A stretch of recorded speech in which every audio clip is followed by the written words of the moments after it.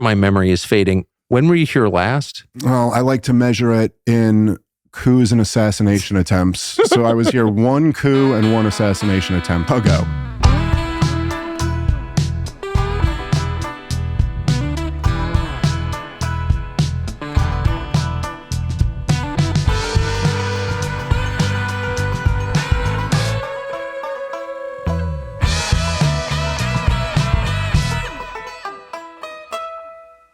So now it's the second week of August, and it feels like a different country. Yeah, isn't that something? Yeah, what's happened between May and now? An assassination attempt and a coup. Yes. That's for one. Olympics. So basically the busiest period in American history, but we just sort of kind of forgot it all happened or something? It is really amazing. It's unbelievable. And I think that like both me and you, when I interviewed you on my podcast, which I don't remember when that was, but it was several months before I came out here.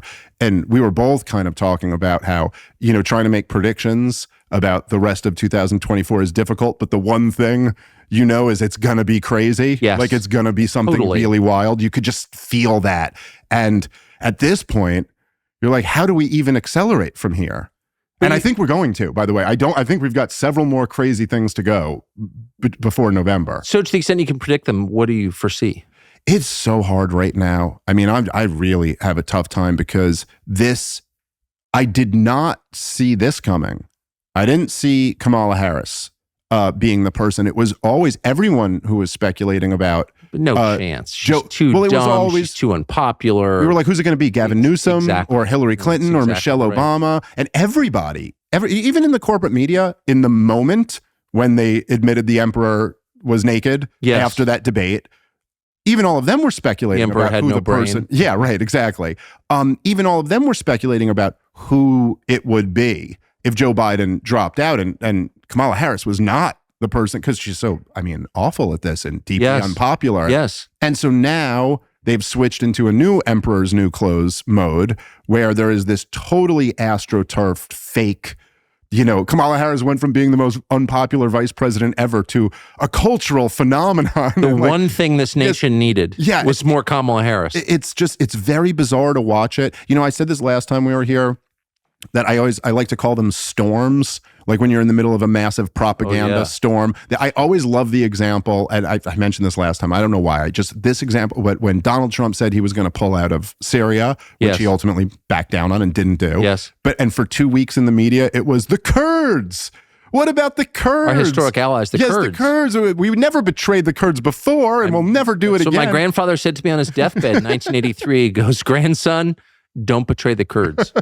And then it's like ever since then, no one's mentioned the Kurds. But do fight the Houthis. Yeah, right. That's right. It's so important. But there's like these weird propaganda storms.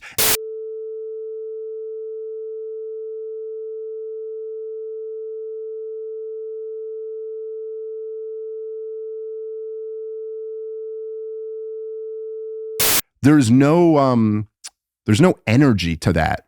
It's not risking anything. It's not like, oh my God, my channel's going to get banned for saying. Exactly. A couple of years ago, that was a really risky thing to say. Oh, I lived it. Yeah, because, you were in that storm. Yeah. So the storm right now is that Kamala Harris has this massive grassroots support. That's why when she ran for president in 2019, she had to drop out before Iowa.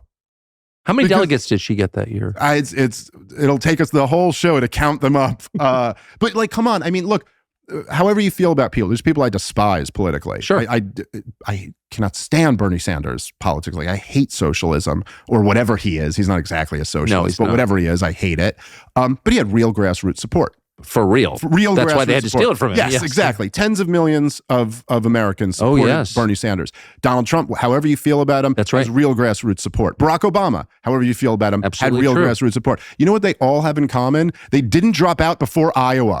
Because nobody with real grassroots support doesn't make it to the first contest. And Kamala Harris, it's not as if she was a Bernie Sanders or say like a Ron Paul or a Dennis Kucinich. She had major donors behind her. She took much of the Clinton campaign staff. She was touted by the corporate media as like the candidate when she first announced in 2019. And still with all that, couldn't get to Iowa. So in other words, I think the whole Kamala Harris thing is fake. It's all astroturfed. I think if there was a real election today, I don't see how she could beat Donald Trump. But all of that, is so maybe we don't know that that's going to happen. I don't think, no, of course that's not going to happen. But I wonder, though, if the lesson is, maybe we've been taken in by this illusion that it's about people, when really it's about machines, the machinery of the party system, particularly the Democratic Party. And it just kind of doesn't matter what Kamala Harris is like, what her record is, what she believes, what she'll do or not do. She has no role in any of that. She's just a stand-in for the oligarchy. Yeah. I mean, it does feel that way, though. Yes. Well, we're kind of running that experiment right now to see how fake it is or how little the people actually matter. I will say, at least with Joe Biden, they proved they couldn't do it with him. Like, he was too smart. Senile. That's right. To be able to pull that off. So the machine, just like everything, right? Just like the U.S. empire, governments in general, they're not gods. There are limits to their power. The question is, like, can they pull this off? It's interesting to me. That is a really smart point. And I'm glad that you said that, because it actually makes me feel better. Yeah, well, we still have a shot. There are limits. They're not omnipotent. Yes, that's right. Well, I mean, look, there's lots of examples of that, like every foreign policy decision in the last 20 plus years. Yes. I mean, they actually can't do everything. They think we can do a lot. I mean, we can take down nations. We can't build them. We've learned that. That's right.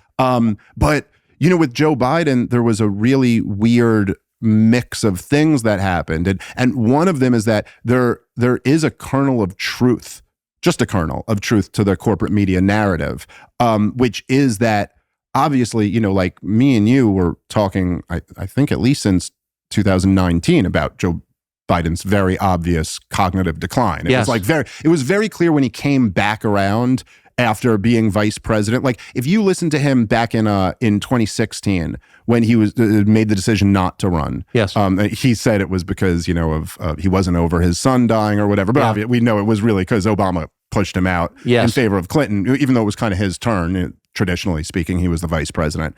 But back then he kind of was Joe Biden. Oh, yeah. And then once he came back around running in 2019, it was like, whoa, this isn't Joe Biden anymore. But the kernel of truth to the media narrative is that it's also true that it got drastically worse.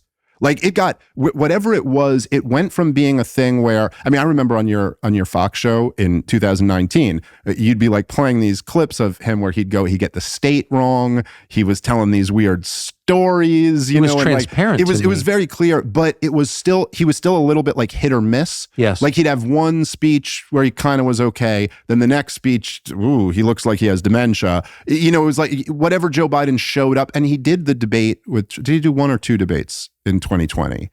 I think did they do two? I can't remember. I can't recall. But he got through them. I mean, Trump kind of talked over it. Trump made a real tactical error. Yes. And just dominated, whereas you want to let Joe Biden talk. As we learned. Yes. The muting the microphones really worked in Trump's favor in that debate. But lately, it's not like every other speech. No. He's bad. He can't pull off one. He can't pull off any interview. But is he still the president? Who is the president of the United States? Well, we don't have one. And this how strange is that? Well, this is what's crazy to me, though, right?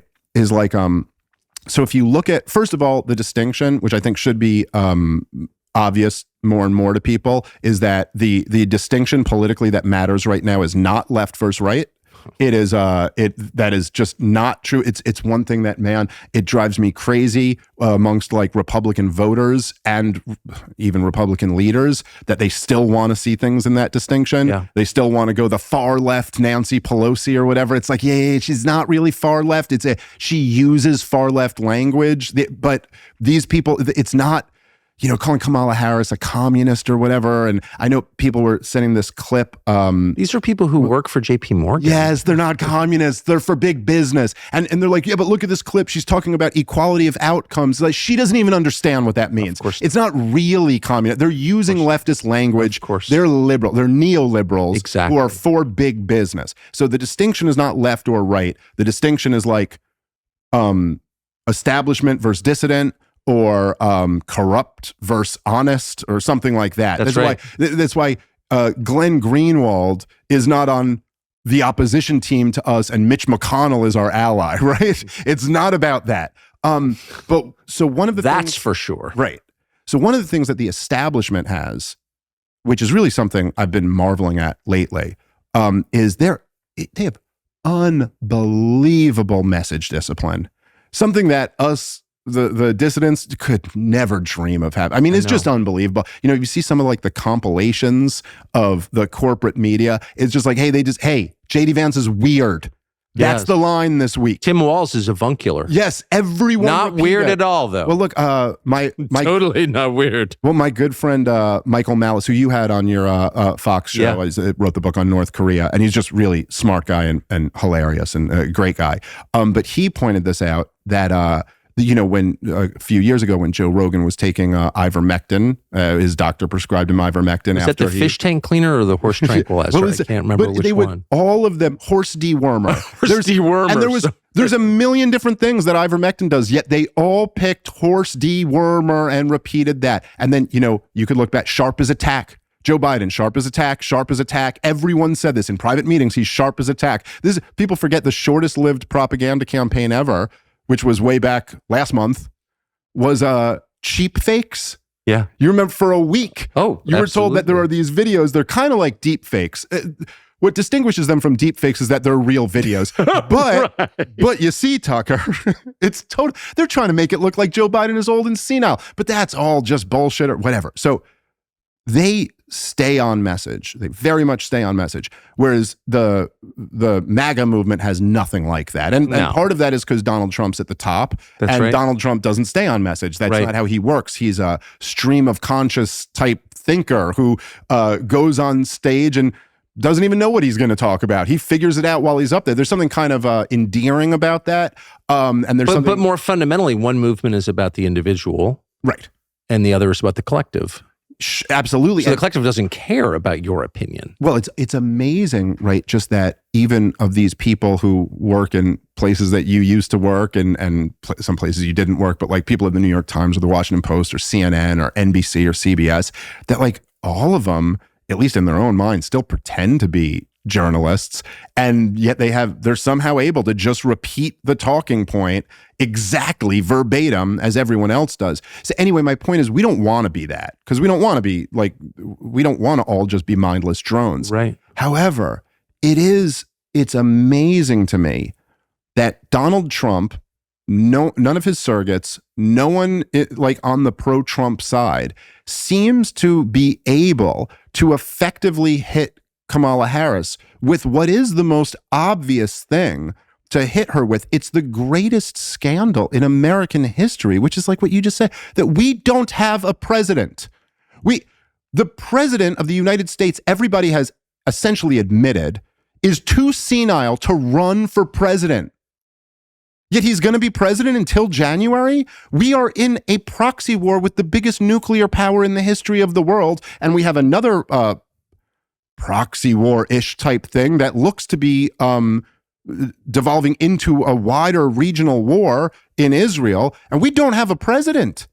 This is like the biggest scandal in the history of the republic, if we're a republic anymore, and Kamala Harris is directly implicated in this. Like, she was one of the major people lying through her teeth that Joe Biden is sharp as attack in private meetings, and it seems like somehow the Trump campaign has not been able to effectively hit her for this.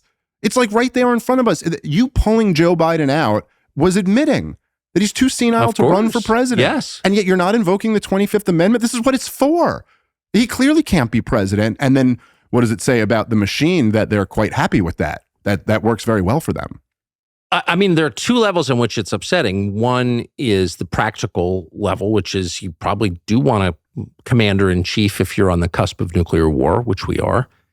But the other is philosophical and speaks to whether our current system can continue. I mean, we're just admitting now that that we don't have an executive, that we don't need an executive. That we are governed by an unelected body of people whose names we don't know, whose motives we don't understand. Like, what? Right. And also as we that's sort of the end, right? And as we all know, the only reason they pulled Joe Biden is because it became clear he couldn't win. But if he could have won, they'd be quite happy to keep him in there. Like, they like that. It's probably better that they don't have this guy who every now and then might think he's president of the United States of America. Why is there no curiosity about who they is? Yeah, well, that's a good question. I mean, I can't answer that. I mean, I think most people assume Obama is at the top of that pyramid, but I can't confirm that. We don't know. I haven't heard really anybody in a position of authority ask, like, who does run the government? Yeah, and I don't know that there's an easy, I mean, I don't know the answer to that, but I don't know that there's an easy answer. Right? I don't think it's Obama. I mean, I think Obama has influence, but I don't know how much Obama really ran the government when he was president of the United States. I certainly know that he definitely at the very beginning got rolled by his generals. And I think that he, I don't exactly know where he was on some of these issues, but at least with like what he ran on in terms of healthcare was not what Obamacare was at all. In fact, he if you remember way back in ancient history in 2008, Hillary Clinton was the one who was for the individual mandate. Of course. And he criticized her. I actually thought it was a great line he had in the debate. He was like, the individual mandate solves the health insurance crisis in the same way that mandating you buy a house solves the homelessness problem, which was like a great line. Yes. Totally. And that's totally exactly right. I mean, how does that help anything to mandate you buy something that you've already deemed you can't afford to buy? Right. But then that's what Obamacare ultimately was. And why is it? Oh, this is good for the insurance companies. So it's like, it seems to me like he was always getting rolled by what are the powerful interests, which are essentially big business that owns the government, uses the government as a tool to increase their profits. So I don't know. I mean, I don't know who's really running things. Is it the director of national intelligence? Is it Biden's chief of staff? I don't know, but it's not Joe Biden. That's for sure. And Kamala Harris seems like kind of flotsam on the waves of history herself. Like is she making independent judgments and choices is she driving her own narrative? I don't think so. I don't think she stands for anything. I think she's just like, I don't think there's one issue ever where it's like, no, she believes in this passion and she's going to stand up and try her best to make sure this goes through. It's kind of like, she was an aggressive prosecutor in California, but if she was a prosecutor right now in California, I'm sure she'd be one of these progressive prosecutors. It's just like, which way was the wind blowing? Is that the thing to get me more power? Well, how's this for crazy? Has there ever been a more volatile time in American politics? Not in our lifetimes. No one alive has ever seen anything like this. But long before things started to really fall apart, the Heritage Foundation saw it coming. Heritage has pulled together a coalition of over 100 right-leaning groups to develop a comprehensive plan for day one. That would include detailed policy proposals on the most pressing issues, the big ones: securing the border, controlling inflation, cracking down on election fraud, protecting the rights of the individual, and saving the nation from being crushed by woke anti-human ideology. The team at Heritage has also developed a plan to dismantle the deep state that keeps this nonsense going and reclaim this nation from the small group of technocrats that's broken everything. Heritage is also running a training and vetting program to identify effective conservatives to serve in the next presidential administration. People who will share your values, this country's values, and actually do the job. It can't just be the same pool of discredited people from Washington populating every administration. Heritage has a long head start, and they put in a lot of work already, but they need your support to finish the job and to support the incoming president. You can go to heritage.org/Tucker and contribute to this important work today. A lot depends on it. heritage.org/Tucker. Before we get into the details of what's actually happening right now, just to speed ahead a year, no matter who wins, does anybody believe that our system functions as advertised? I mean, do we know too much to sort of continue? It's a good question. And, I think our system has worked this way for a very long time. What's really drastically changed is that people have really woken up to it. Yeah. It's a mix of several things. Obviously, like the internet is a huge part of that, and social media and stuff like that. And then also just the Trump phenomenon of the kind of the deep state coming out of the shadows to some degree, and even I know I've heard you talk about this, the clip before, and I've played it a million times on my podcast, but where Chuck Schumer was on with Rachel Maddow, and he says the thing, which is an amazing moment, because if you look, she goes off script And she asks, and she even says before she asks the question, she goes, I don't mean to put you on the spot here, but President-elect Donald Trump, this is in January of 2016, he's won the election, but he's not president yet, because President-elect Donald Trump was just tweeting, whatever, talking shit to the CIA or whatever, and he just off the cuff in a real moment goes, I would not do that. It was like the most honest thing Chuck Schumer's ever said. It was amazing.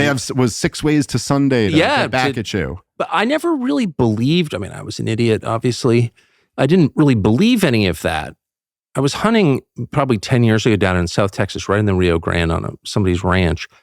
And this guy comes out with a box about this big and an aerial, like a fiberglass line that went up. And the end of it was connected to a raccoon tail.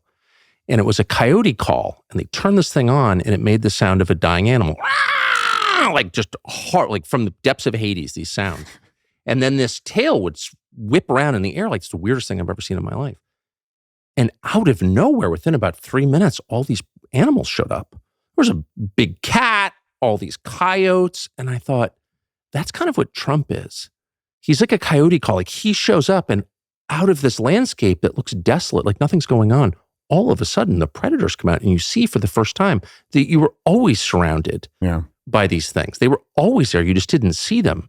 Yeah. Do you know what I mean? Yeah. And I felt that way very much about the intel agencies. Like, of course, I applied to work at one. I knew they were there. But I really had no idea the degree to which they were running everything. Well, I think that's exactly right. Right. So it's like, it's not, so like say in like the 90s when I was a kid, and if my parents, had, like they used to always have a Crossfire, was before you were on it. It was the Pat Buchanan and Tom Braden. They'd have that on or whatever. And there'd be and they knew the CIA existed. It's not like they weren't aware. And they were like, it's a super secret spy organization that does super secret spy stuff. Like they kind of knew that. Against our enemies. Right. But it was never like a thought. Like, okay, the presidential election between Clinton and Bob Dole is coming up. How much is the CIA just crafting the illusion of what we see in front of us? That never would have been a thought. Now, that's a thought that's in a lot of people's minds about like the whole thing is fake. There's a great quote that your CIA guy had when you asked about the Kennedy assassination. It was such a great line because yes, the government was involved. It's all fake. It's all fake. That's the perfect line to describe. But we know that. I think people know that. They know that. And that's why everyone's going crazy and really getting down these rabbit holes. I understand why. But like, does that ever change? Like once you know this, can you unknow it? Yeah, that's a really good question. And I don't think so. I don't think you can put that toothpaste back in the tube. I think ultimately that's probably, at least at this point, that's Trump's great accomplishment, for better or worse. I think it's for the better. I think it's better to know things than to be in a state of ignorance. But there is no getting away from it. And it's past the point, especially for Trump supporters. I think we're way past the point of them ever believing the system is real. Like even in 2020, if let's just say hypothetically that the election was completely on the up and up and there was no, fraud involved in the election. Mark Zuckerberg didn't spend $400 million. Well, no, but I'm saying that stuff we know is real, right? Even the Time magazine piece that they ran. Yes. Like, so if you had a guy in Donald Trump who the entire media class and political class told you that it cannot be this guy, and not just like your opposition, like Mitt Romney, the last nominee before him said anyone but this guy. Everyone said you can't have this guy. And the voters decided, no, we want this guy. This is who we want. And so they framed him for treason, framed the sitting U.S. president for treason with a foreign hostile power. That completely collapsed. It's weird. You don't hear anything about that anymore, right? Isn't that just that in itself so crazy that Vladimir Putin's plant is possibly going to be president again and no one in the media is even mentioning that as a thing and yet also not apologizing? Like, it's like they're not, how can you do neither of those things? How can you either say like, oh, Russia's about to have control of the White House again, or, hey, we were wrong about that whole Russia having control of the White House thing. But anyway, so they frame him for treason. They impeach him twice. They raid his home in Mar-a-Lago. They, all these things that happen. how would you ever, after that, if Trump loses, let's say, how would any Trump supporter ever accept that this was real? That he had a real, you know what I mean? That like our team actually lost and your team actually won. It's always going to be viewed as like what it is. Well, so you made such a smart point at breakfast, which I wish we had filmed because it was great. But about how there's no effort by the establishment in Washington, both parties, to win over people who support Trump. There's no effort to convince them, to cajole them.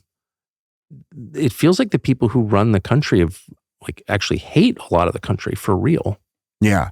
And there's I was thinking about this. I recently rewatched Pat Buchanan's speech from the 1992 convention, which was it's an amazing speech. And he was a speechwriter for Nixon. He was really, really good at writing speeches. You know, like that was kind of his thing. And it got the media flipped out about it. They called it the culture war speech and all this. I remember. It wasn't like really that culture war-y, really. But there was this one point where he said something along the lines of, he was talking about being on the campaign trail. He had run and challenged George H.W. Bush. And this was him coming back in to throw his supporters behind H.W. A mistake in my opinion, but he gave a great speech regardless. But he said at one point that he was out there, you know, and he was talking to people who were really struggling. As he was, you know, there's some woman who was talking about how she lost her job, and they were going to maybe take her kid away from her. And then there was some guy who worked at a plant that was going to close down. And he was like, please save our jobs. And these kind of like touching moments. And his message to the Republicans was like, look, like these people are our people. They're our fellow countrymen. And we have to get back in touch with them. And he said at one point, he goes, they don't expect miracles from us, but they have to at least know that we care. Like that's kind of it. And it's amazing how little it takes. You know, like one of the things about this Walz guy, which he is, one of the things that I think is one of the reasons why they picked him is that he at least gets that you're supposed to talk about issues that maybe regular people might care about. Right. You know, and this is why some of these old distinctions aren't as meaningful anymore. I mean, don't get me wrong, like I'm for laissez-faire free markets. I'm a libertarian. I do not like socialism. But at least someone like Bernie Sanders is talking about like your healthcare costs or your take-home pay. Why do the banks have all the power? Yeah, that's a fair question. Yeah, things that like kind of matter. Whereas like the corporate media is totally obsessed over like January 6th, climate change, racism, even like democracy and this kind of weird abstraction the way they talk about it. It's like, but no one's like, it's like, you know what people care about is like price inflation. Like 100%. My groceries are 30% more expensive. Yes. That's like a big deal. And so anyway, I think the Pat Buchanan point was like, you got to at least give them something, just something, try to do something for these people. And it would, I would think it would take very little. I mean, like, I think I've heard you say this before where it's just kind of like, all right, you guys get your wall. You know what I mean? Yeah. Like, you know, okay, Donald Trump won and all you guys wanted to build. Okay, so we're going to build a wall because like it's kind of a symbol that you still have a little bit of say in how the country is run. And we're going to give you that and maybe like two other little things. And we're going to keep all of the profits that we're raking in exactly. You know, it's like something. They don't want to offer any deal to the Trump supporters to try to pull them back in to this system. And that is very creepy to me. Well, it's ominous too, because if you don't care what people think, well, first of all, in a democracy, you're required to care what they think. So, you know, I guess we can settle that question. No, it's not a democracy or even a republic. But if you don't care, then you can kind of there's no limit to what you can do to them. Yeah, well, that's right. That's right. But also even whether it's democracy or not, because obviously we're not a democracy and obviously we're not a republic. We're an oligarchy that's a world empire. And that's really how you would describe America.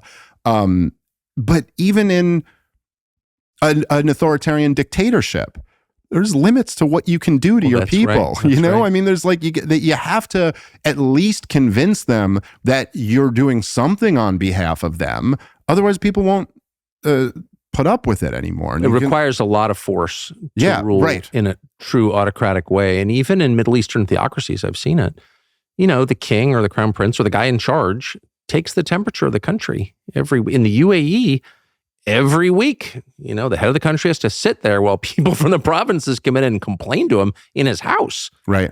And it's not just a kabuki. Like you have to keep in touch with what people want, and you sort of have to deliver some percentage of it, or at least pretend you are, right? Yeah, you would think so. I mean, it's kind of like, right, in a friendship or a marriage or a business or anything. Well, they're just like, how about some more suffering and degradation for you? Would you like a little more of that? Yeah. And that makes me worry about what happens if she wins. Yeah, well, me too. Although there's, I think like Trump supporters and people who are I think truly dissidents of this regime have to, look, like I said, we're never going to have the message discipline of the establishment, and that's okay. We don't want that. I think we do have to be wiser about like how exactly are we going to attack this thing. Yes. Like I'm a hardcore libertarian, and that's a very small group of people in this country. There's some, but there's not that many. No, we can't. Now there's enough that like Donald Trump came to the Libertarian Convention because it's a presidential elections are close these days, and any little block like helps. But if you're talking about like Trump supporters, it's okay. Hey, you got tens of millions of people in this country, and you could see where. Look, there's real lessons to be learned from last year's the boycotts of Target and Bud Light. Just in that, forget even like politics, just in terms of being consumers. Hey, look at the power you guys have. If you decide to do something, you can really do something, and you can change the direction of the culture, the direction of the country. But you got to be really smart about when you decide to do it and who you decide to go after. And it was frustrating to me to see like. So Donald Trump gets shot in the head, does this. And it's the reason why he's alive. If he hadn't done that, his brains are blown out on national television. Now, what we know about this, and obviously there's a lot more to uncover, but let's just say best case scenario, it was a wild failure. Like a failure that you really can't even imagine. Have you seen some of the videos? This kid is walking around and scoping out the area for over an hour before he's there. He's allowed to be on a roof that's 150 yards away from the former president of the United States of America. People on the ground are screaming. This guy's got a gun. And so like... But Joe Biden's employees allowed it. Those were Joe Biden's employees. Yes, they're executive branch employees. And also take into account all the other things that they've done to this guy, and then they allowed this to happen. Yes. And 2 weeks later, all of right-wing Twitter is up in arms about some trannies in the opening ceremony of the Olympics. And it's like, guys, focus. Like, come on, man. I don't like that stuff either. And I think it's awful that they're shoving that in everyone's face. And that shouldn't have been at the opening ceremonies. But hey, no. Outrage is a finite resource, just like everything else. And we are outraged about this thing, like not that. We're outraged about this. Right. And all it would take would be a little bit of focus. Okay, we're not going to have the message discipline of the corporate media, but like just a little bit of focus from the dissidents to just like pick like 4 things that we're going to focus on, all of our energy like that. We're getting to the bottom of that assassination attempt. What the hell happened there? They could do it. We could figure that out. This isn't Kennedy, where we have one, film that we have to all rely on. We got a bunch of different camera angles. We can track this kid's cell phone. We could do all types of different things. And like, to me, my first message to every like America First type or even like, or the Glenn Greenwald, like true leftists or anyone who's kind of a dissident of this regime. It's like the rule is we only support America First non-interventionist candidates. And anybody who has anything to say to you about war with Iran is your enemy. You're not on their side and you're not supporting them. You will not support Lindsey Graham. How the hell? Let a Democrat get in. Who cares? Is it any worse than Lindsey Graham? No. It would be much better. Probably better. Of course, because it's more straightforward. I completely agree with you. Completely. And it is the neocons. It's all the Republican Senate committee chairmen. It's Lindsey Graham. It's Mitch McConnell. It's all the creepy war worshipers who will immediately, on every other issue, whip around and betray you. Yeah, no, that's exactly because they're fundamentally corrupt, and you just don't agree with them. And maybe some of them are nice people. I haven't met any, but I'm sure that they exist. But yeah, they shouldn't be in the coalition. But to the assassination, it seems like the difference between climate change or equity or systemic racism and assassination is like bullets are real. We can measure their trajectory. We can measure their effect. We saw it on video. Like that's actually real in the way that war is real. Violence is real. And so that's got to be at the top position of concern, right? Oh yeah, 100%. Then I don't understand how we could just glide right past that. Yeah. Yeah. What do you think actually happened?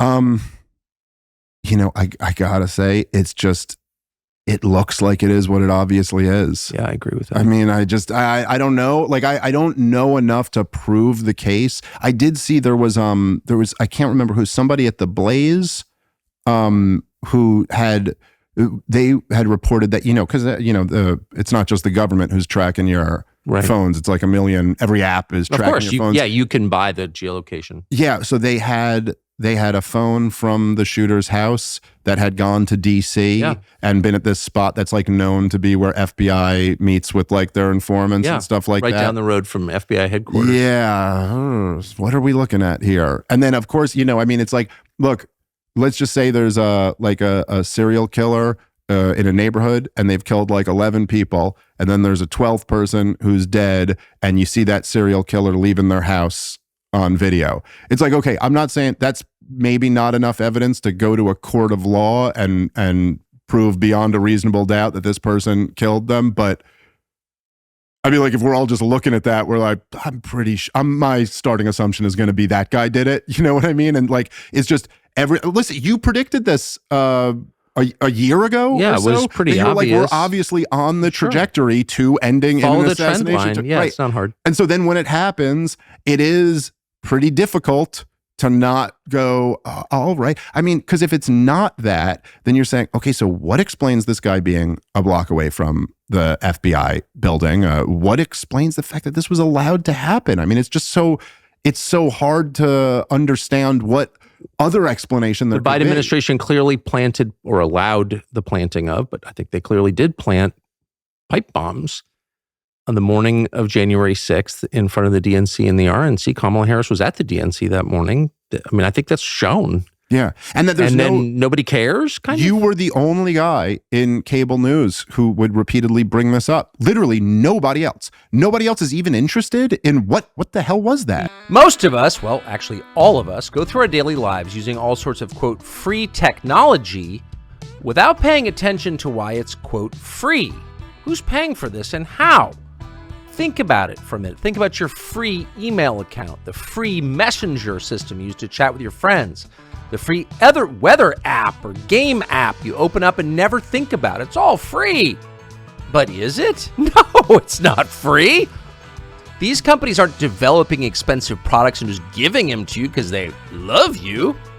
They're doing it because their programs take all your information. They hoover up your data, private, personal data, and sell it to data brokers and the government.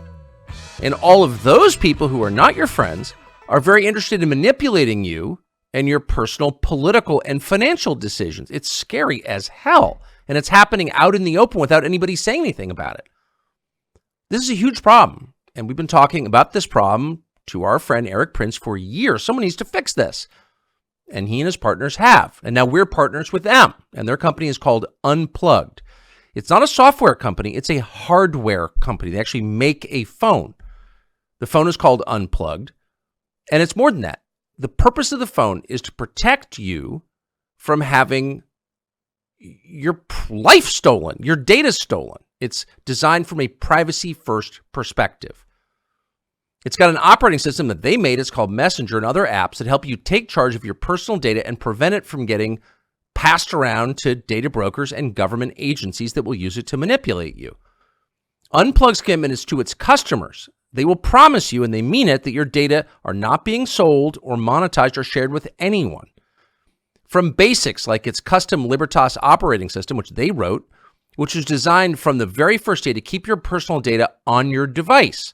It also has, believe it or not, a true on-off switch that shuts off the power. It actually disconnects your battery and ensures that your microphone and your camera are turned off completely when you want them to be. So they're not spying on you in, say, your bedroom, which your iPhone is. That's a fact. So it is a great way, one of the few ways, to actually protect yourself from big tech and big government, to reclaim your personal privacy. Without privacy, there is no freedom. The unplugged phone, you can get a $25 discount when you use the code Tucker at the checkout. So go to unplug.com/Tucker to get yours today. Highly recommended. You got to pay close attention. Don't let the 3-card Monte thing distract you. Yeah. You know, the moving walnut shell. Just remember, what you care about is who's got the guns. Yeah, yeah. Watch the guns. That's why I think we don't pay any attention at all to what's happening in the United States military, which is clearly wildly politicized. That's not accidental. It's not ideological. It's practical. Yeah. You suborn the people with guns. You control the people with guns, and then you have power because it's out of the barrel of a gun that political power grows. Right? Yeah. Right. So I don't know why no one is focused on that stuff. But if the Secret Service, heavily armed federal agency, is a political tool, then it's like you really have to rethink the terms. 100%. And to your point about the 3-card Monte thing, is like what I was saying about the Olympic opening ceremonies, right? Is that there are these things that are clearly done to trigger right-wingers. Of course. Like we're just doing the thing that makes the conservative DNA's blood boil, right? And so like, okay, be aware of that. Now, I'm not saying that there's not a point where that is necessary to fight against. Like, you know, if they're coming after your children or something like that, or teaching like this garbage to kids, okay, no, listen, I get it. That is something that's worth dying over. You know what I mean? And I'm not suggesting anybody do anything illegal or I'm just saying that like someone coming after your children is something, okay, that must be fought. But also just at least recognize that, like, yes, this is a tactic. It's a distraction tactic to get you caught up in the latest outrage of the day, and then also to look crazy to normal people. You know, so like they're like to someone who's in the middle, or maybe someone who's like, you know, kind of a more liberal person, but they're not part of an evil cabal. They're just, you know, grew up in Brooklyn or whatever. It's like they just see right wingers like, man, these guys are like obsessed over like whether there was a dude in a dress at the opening ceremony, like that. It's much easier to dismiss you. Whereas if you're like relentlessly focused on something that really matters, it's much more difficult. And so that's a big part of it, right? Like, yeah, don't get distracted by the 3-card Monte. And then to your point, I think that about like who controls the guns, I think that's also a big part of the reason why they've been so triggered by the Trump movement in general, is also because Donald Trump is leading a right-wing populist movement. Right. And that's very scary to elites. Because it's armed. It's armed and tough. Yeah. You know, I mean, like a left-wing populist They should movement, be afraid. Yeah. I hope they are afraid. Yeah, no, I think that's right. And you know, I was talking about this. I was down with Candace Owens. I just did her podcast last week, and I was talking about this, but it's not like they're not a fan of left-wing populism either. They hate it. Yeah, no, they don't like it. They don't. I mean, we went to war with Russia to hide the fact that they rigged the primaries against Bernie Sanders, a left-wing populist. Like that's right. And there's a reason why they rigged the election against Bernie Sanders. There's a reason why he was unacceptable to them. But not. They didn't freak out quite the way they did over Donald Trump. And I think a lot of that's because if you look at the people in Bernie Sanders' movements. What are they going to do about it? Yeah. It's like, okay, you've gotten all of the male feminists together. Yeah. Okay.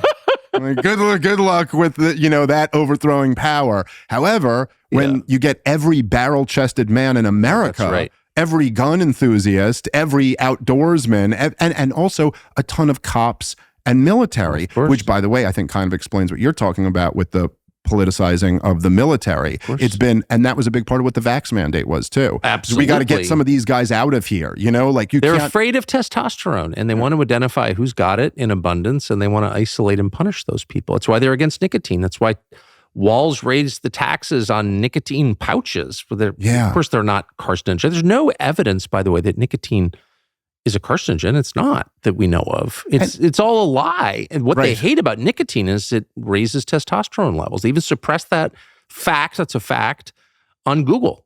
Google nicotine and testosterone, and see how many results it takes you to get to the core truth, which is, yes, nicotine use raises testosterone levels. Man, it is way, way down. And that's not an accident. They're afraid of testosterone. Yeah. No, listen, 100%. That's like completely right. And even on top of, even like say cigarettes, where like there certainly is some evidence that like cigarettes are very bad for you. There's overwhelming evidence that they are. You shouldn't smoke cigarettes, although it is cool. It's really cool. I miss it. Vaping is so lame. Every time I do it, I wish I was just smoking a cigarette. But anyway, okay. But the trade-offs. Exactly. Trade-offs makes my wife happier. So, okay, it's worth it.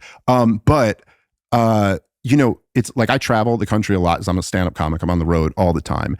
And it's like, look, there's no question, way less people smoke now than used to. It's like, okay, that worked. It turns out economic incentives do work. Do you tax something, you get less of it than you otherwise would. That's why it's so great that we tax income.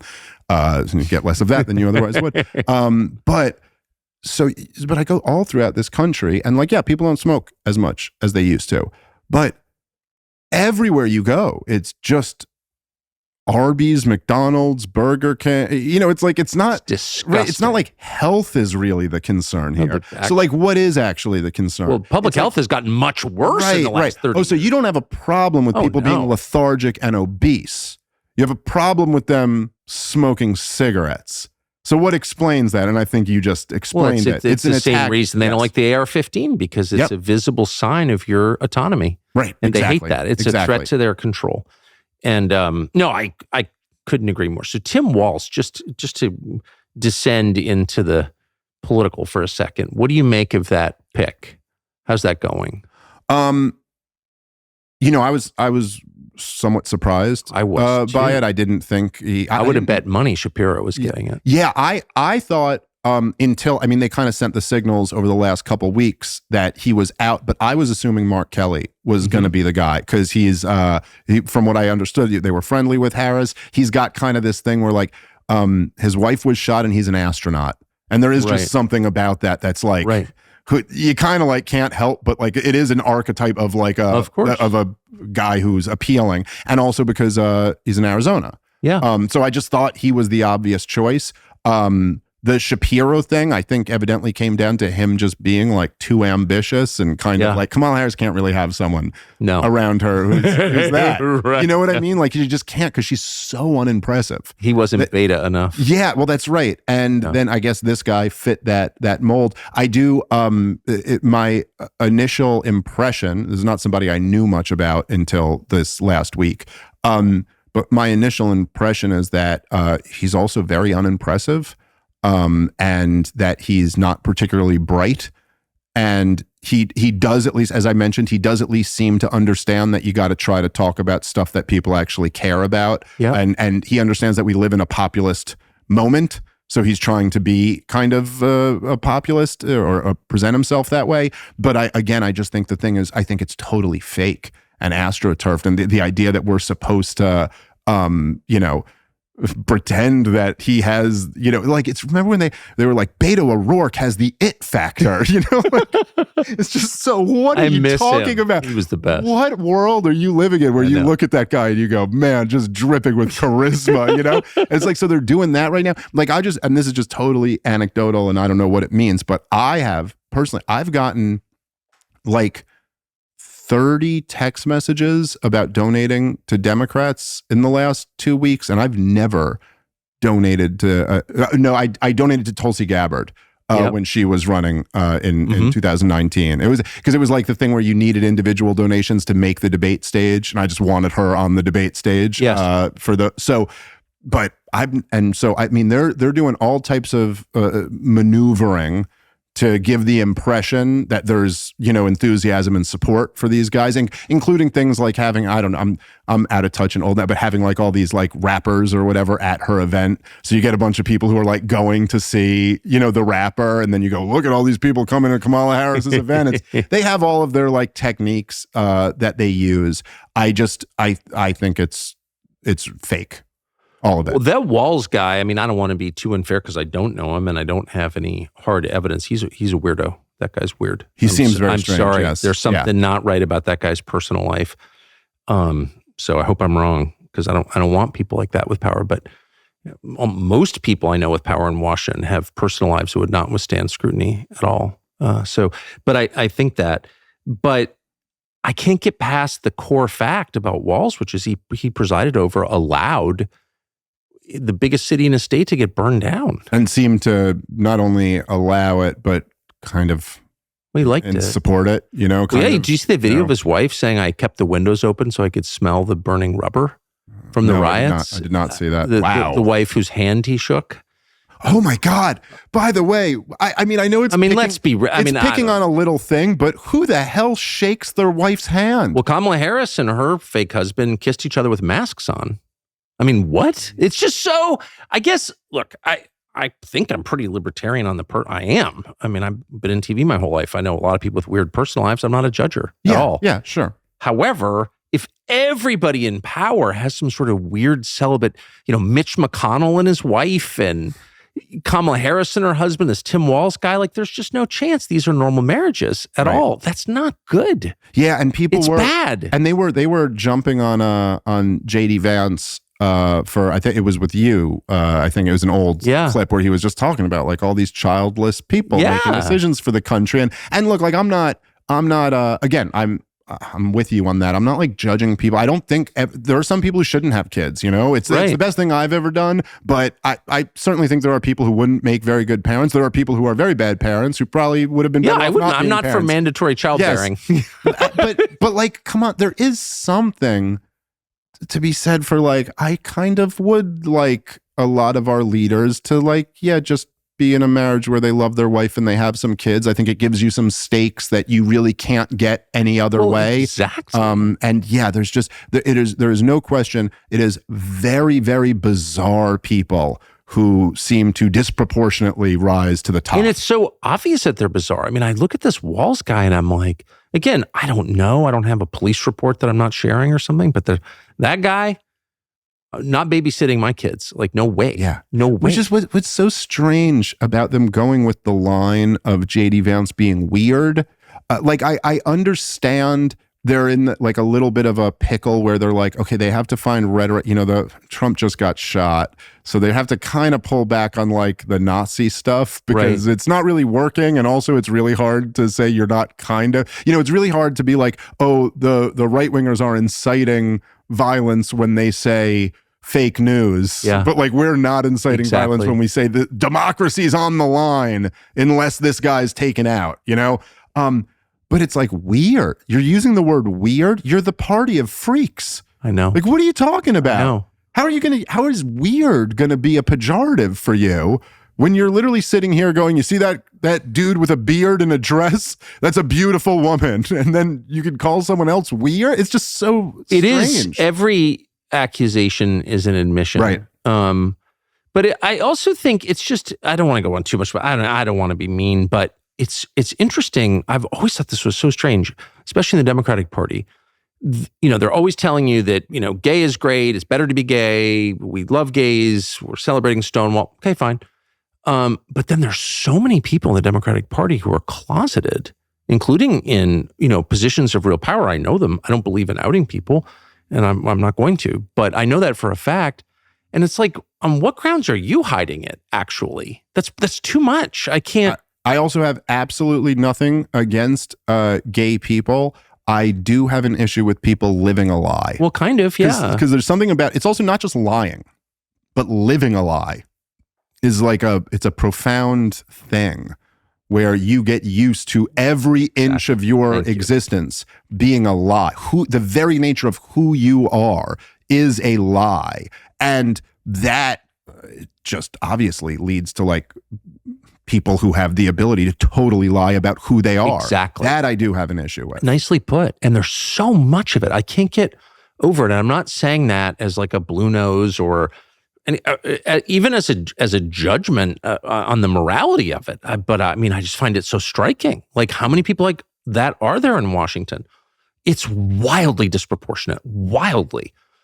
Even compared to like San Francisco or some libertine place like that, or the West Village, there are freakier personal lives in DC. I just find that really, really telling. I don't know what it means exactly, but it has to do with lying. Yeah, that's right. And I don't exactly know either. I mean, I do think that like look, as we've kind of learned like a bit from the Jeffrey Epstein thing, and, you know, I guess we're, you know, so we find out that there's this child pedophile blackmail ring that was pretty clearly involved a foreign country, and it's going around compromising political leaders and influential people. And I guess we're supposed to pretend like that must have been the only one. And it's over now. I mean, we never got to the bottom of it. And sure, all of the cameras malfunctioned and the guy, you know, committed suicide, and we never get the client lists and we never get any of this information. And the sitting Attorney General of the United States, Barr, covered it up, lied to cover it up, which he did. Yep. That's right. And I've said that a bunch of times, and every time he tells someone I know that, you know, that's outrageous, he complains, and I hope he'll sue me over that because it's true. Let's go to discovery. 100%. Barr lied about it. Right. And so, okay. But why? What was that? Right. Well, that's the big question. And then, like, what is still going on? I mean, obviously there were people above Jeffrey Epstein involved in it. And obviously if you were doing something like that, you wouldn't only have one. You know what I mean? Like, exactly. And so it does at least make you wonder, like, oh, is it possible that people who can be blackmailed are very easy to control?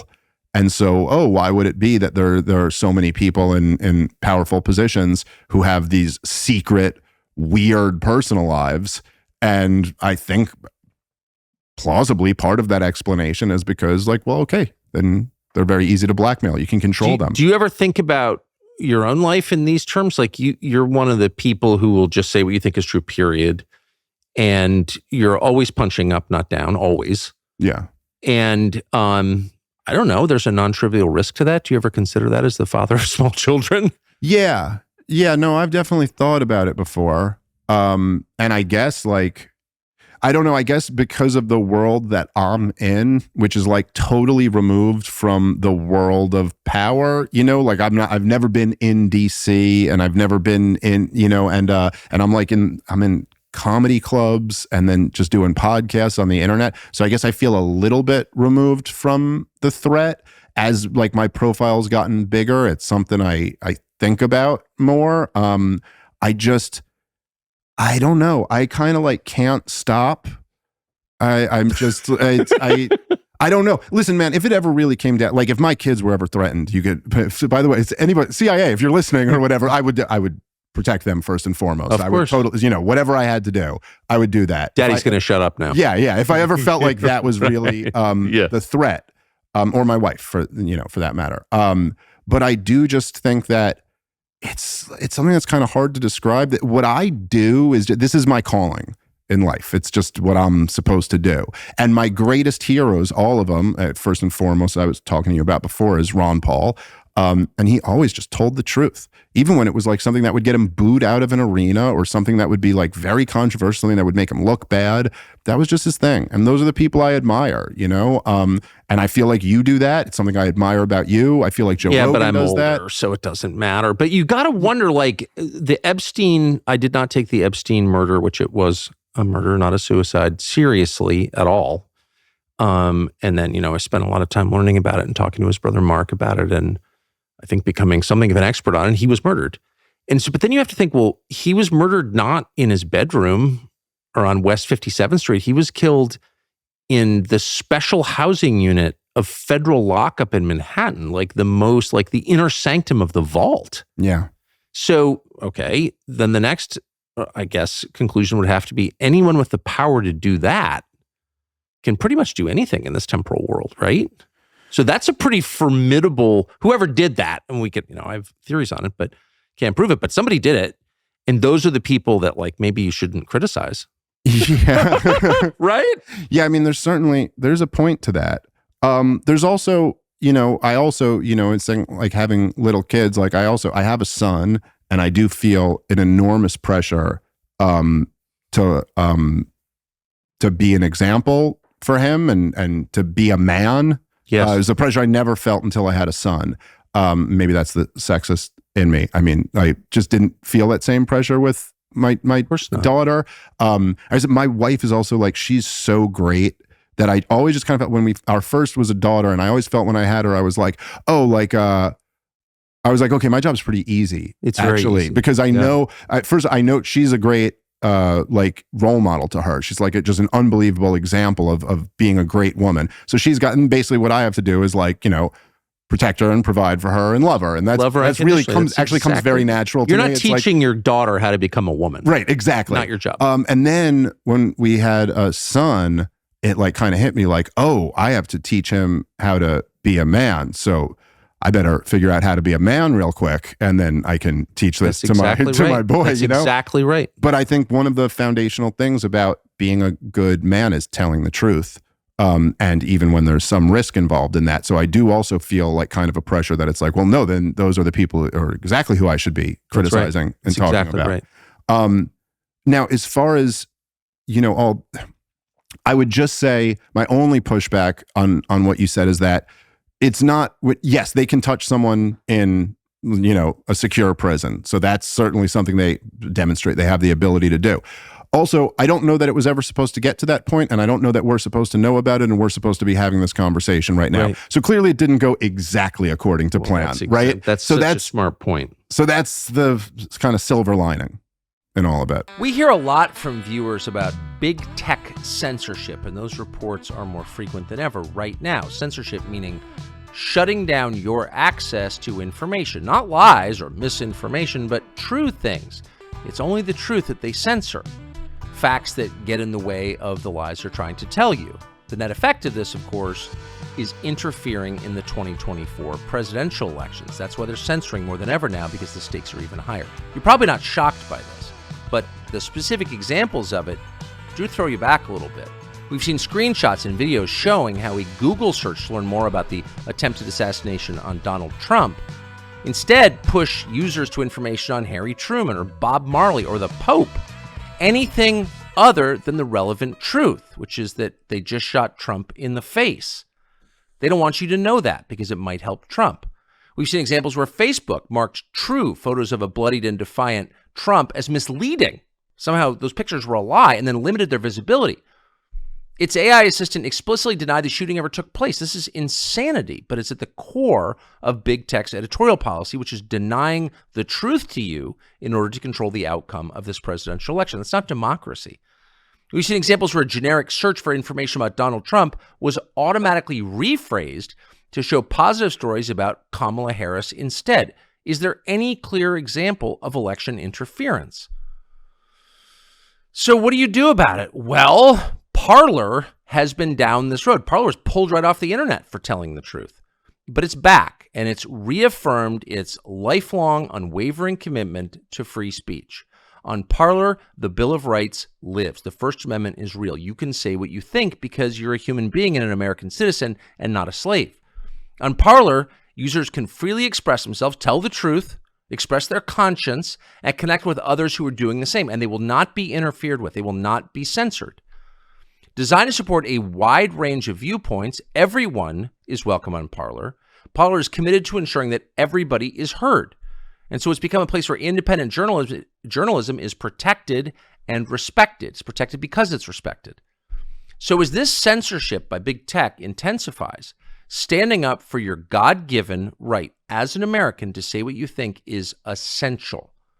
We're on Parler. That's why we're on Parler. Our handle is @TuckerCarlson, and we encourage you to join us there. You have the right to say what you believe. So does every American, and you can do it on Parler. Get the Parler app today. So if you're trying to figure out what the U.S. will look like, next year, 2026, and into the future, worst case is kind of what's happening in the UK right now. It seems like. Yeah, that's pretty bad. Well, people getting arrested over Facebook posts. Yeah, and this is why, people, particularly like the dissidents that I was talking about, you really got to be smart in the way that you fight these things. And so, I was talking about when there was one of Donald Trump's trials.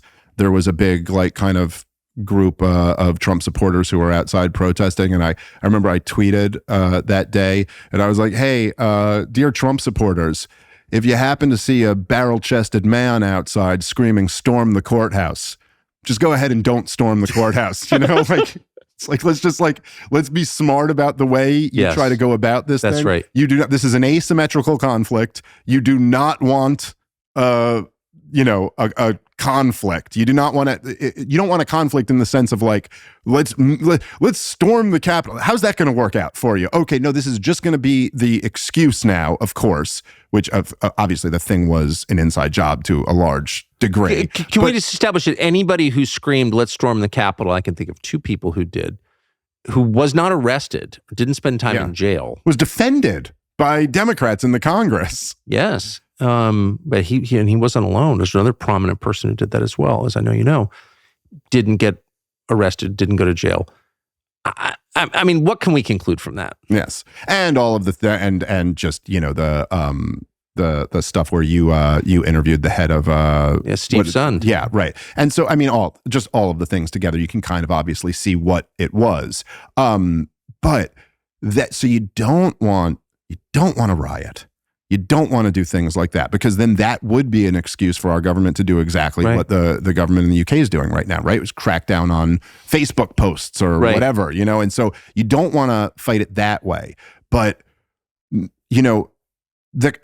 I do believe like this country can still be saved, or it could be a lot less worse than the possibilities are. The country's been in very bad points before. Not exactly the same as where we are right now. What's scary about the current position is that it's all of these factors plus the like financial realities. They kind of create this weird superstorm of things where it's a cultural phenomenon, a political phenomenon, and then it's also just like a debt and derivatives and bonds and like things that are like all completely unsustainable.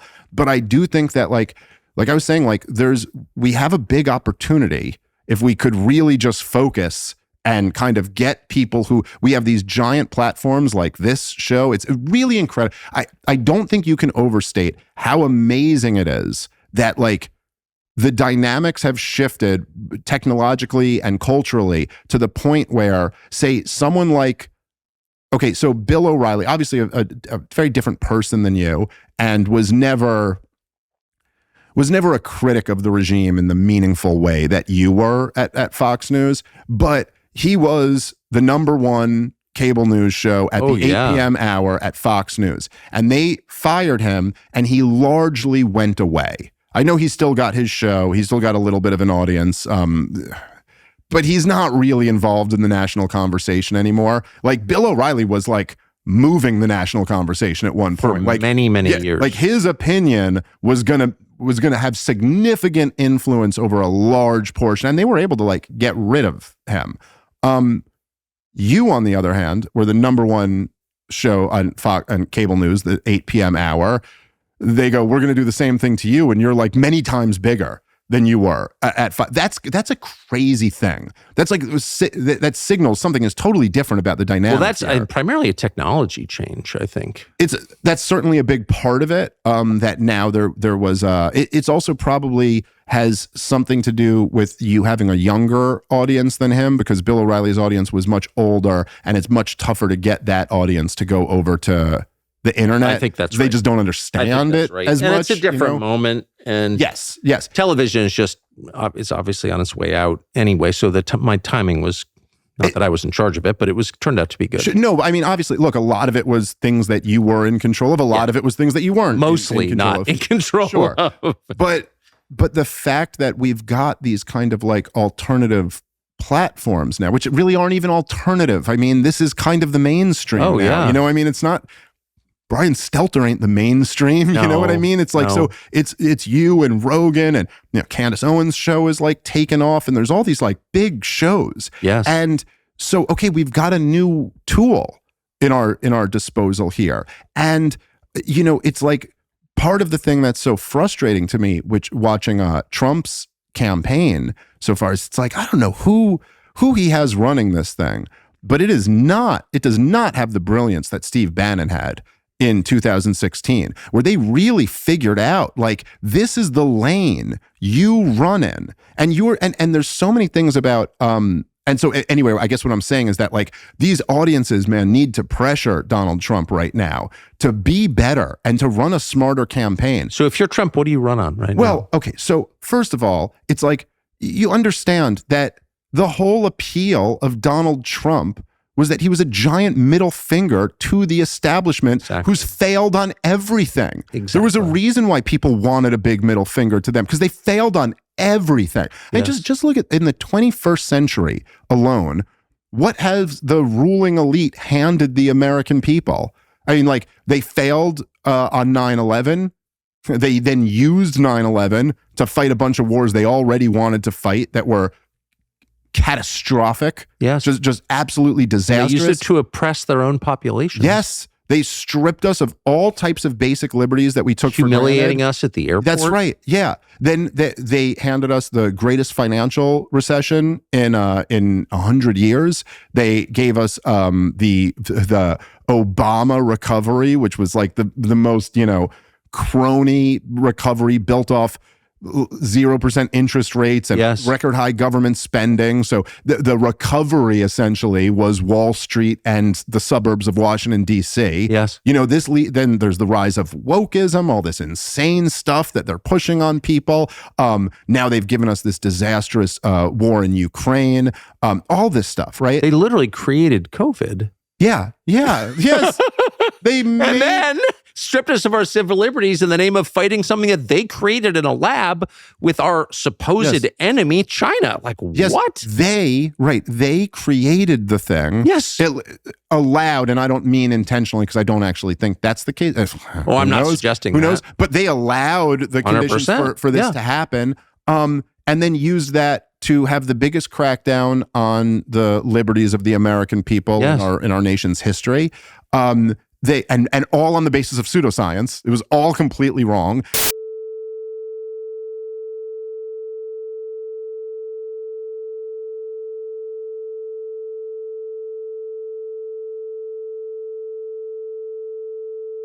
Okay, so they've given all of us. So like the lane here is that you, Donald Trump, represent the repudiation of all of that. And that's how you won in 2016, obviously pre-COVID, but that's how you won in 2016. You were a repudiation of the Bushes and the Clintons, not just the Clintons, not just the Democrat establishment, but also the last Republican president. You got on stage and said he lied us into war. I mean, like, this is what gave you that energy.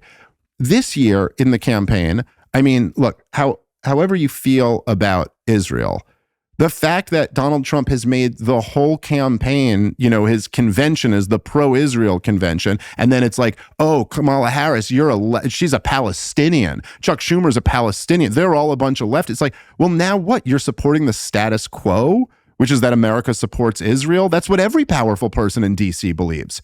All of them, including Kamala Harris, by the way, who's a part of an administration that is completely supporting Israel's war in Gaza right now. Like, what is this weird invention? And then he even frames it as they're all these left-wing socialists. They're all so he's almost like putting himself in the position as the defender of the establishment against the radicals who would overthrow the establishment and have a revolution of the workers or something like that. None of this is, first off, it's not true. Yes. That's not at all what's going on. They're the defenders of the establishment. Exactly. Yes, they use some left-wing rhetoric to pit people against each other and create a culture war to distract from their terrible policies, but they're not Marxists. This is so ridiculous. You know what I mean? And so, like, first of all, look, Donald Trump, I'm not saying... It's painful to hear this because it's so true. Well, look, I'm not saying you have to come at... You don't have to be me, okay? And you don't... It's just objectively true. Well, you shouldn't be me, by the way, because if you were saying what I think, it probably wouldn't get you elected. You know what I mean? Oh, fair. So you can come out there and say, we love Israel. We will always defend Israel. Israel's a great country. But we're not funding aggressive wars around the country. What does that have to do with anything? I just don't see why it's even relevant. But if you want to be the anti-establishment guy, you can't take the establishment position. Okay, so that's where you're speaking the deepest level of truth, in my opinion. You are not the incumbent. The incumbents have wrecked the country. Yeah. Off the cliff is not too strong a metaphor for what they're doing. And you're opposing that. So hoist the middle finger. You're opposed to that. You are not on the side of the establishment. I don't understand why. That's just not hard. I'd put that on the refrigerator and just meditate on it every day. Well, I also will say one of the things that was kind of magical about Donald Trump's 2016 campaign, which really, I mean, it can't be overstated how amazing what he did was. However you feel about him. Yes. And the guy on a shoestring budget went out there and just through use of social media and his kind of bombastic personality was able to completely dominate the news cycle and took out the Bushes and the Clintons, the two most powerful political families in modern American history. He took both of them out in this crazy upset. And part of the way that he did that was that there were these issues that were like overwhelmingly popular that no one else wanted to touch. It's like it was like if there was like a poker game and there was just like pocket aces that like everyone's like, I don't want those cards. And then Donald Trump was like, I'll play those cards. Those are very good cards. I'll play. How about build a wall?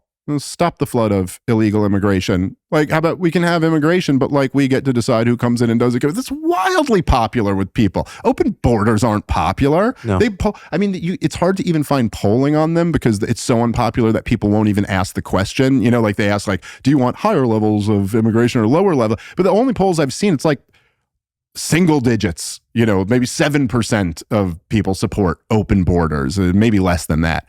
But so he is just playing these, hey, we shouldn't fight stupid wars. It turns out that's a wildly popular position. Yes. However, I will say with this, the majority of Americans don't want to support Israel's war in Gaza, but he won't play that card. For whatever reason, maybe it's because he believes it, maybe it's because Jared Kushner convinced him of this, or maybe it's, I don't know. But he's not going to play that card and just say, hey, we're broke here.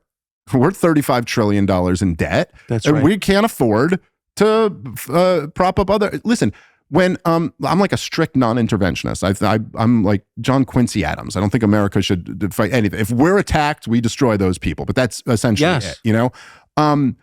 But when a couple months ago, when Iran, in response to Israel killing an Iranian, when they launched those missiles at Israel and a team of nations led by the United States all helped defend Israel. It was Jordan and Saudi Arabia were involved too, by the way, which kind of goes to show you the real dynamics of that region.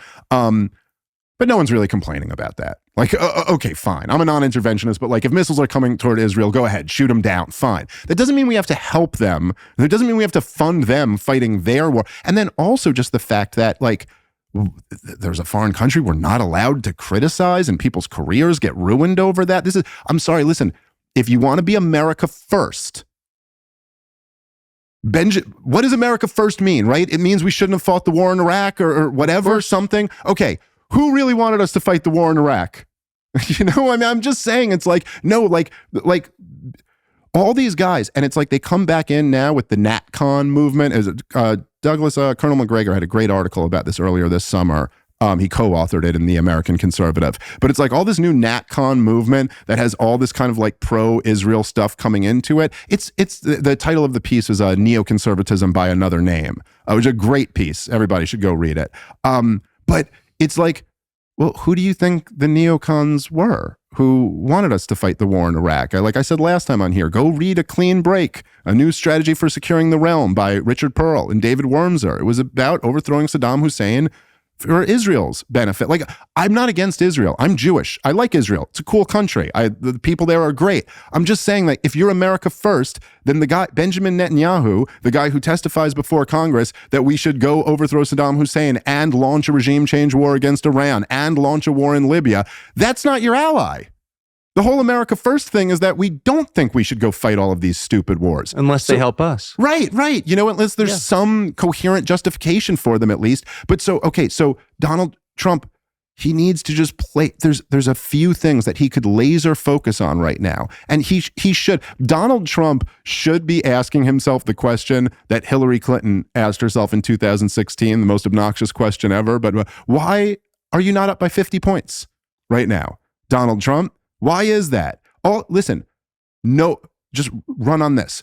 No more stupid wars, period. We're not fighting any wars of choice. We are only fighting wars of necessity, which we do not have any right now. Iran, puny little Iran, is a threat to the United States of America. Give me a fucking break. It's absurd. Come on. This is too ridiculous. And he should, if anyone should, he should have the courage to say that. There's no pushback from anyone. Well, that's what I'm saying. On the question of going to war with Iran. So if you have a highly motivated force pushing for something and there's no organized resistance to it, that force will prevail. Yeah. And what I see is a bipartisan push, Republican and Democrat push toward war with Iran. No even attempt to explain why this is in my interest, why I should send my 4 draft-age children to go die in Iran. Yeah. Not even a conversation about that. So I feel like, unless I'm missing something, we're going to get that war. Well, the problem, at least, it's been a while since I read this, but Scott Horton, who's totally brilliant. You should have him on, man. He's he was like Justin Raimondo's disciple. Yep. Just like he's at antiwar.com, and he's just like IQ off the charts. He wrote the book Enough Already, which is about the book about the terror, the war on terror, from Jimmy Carter all the way through Donald Trump. And he's currently writing a book on the war in Ukraine, which I got an advance copy of. It's phenomenal. I can't wait to send this to you when it comes out. It's so good.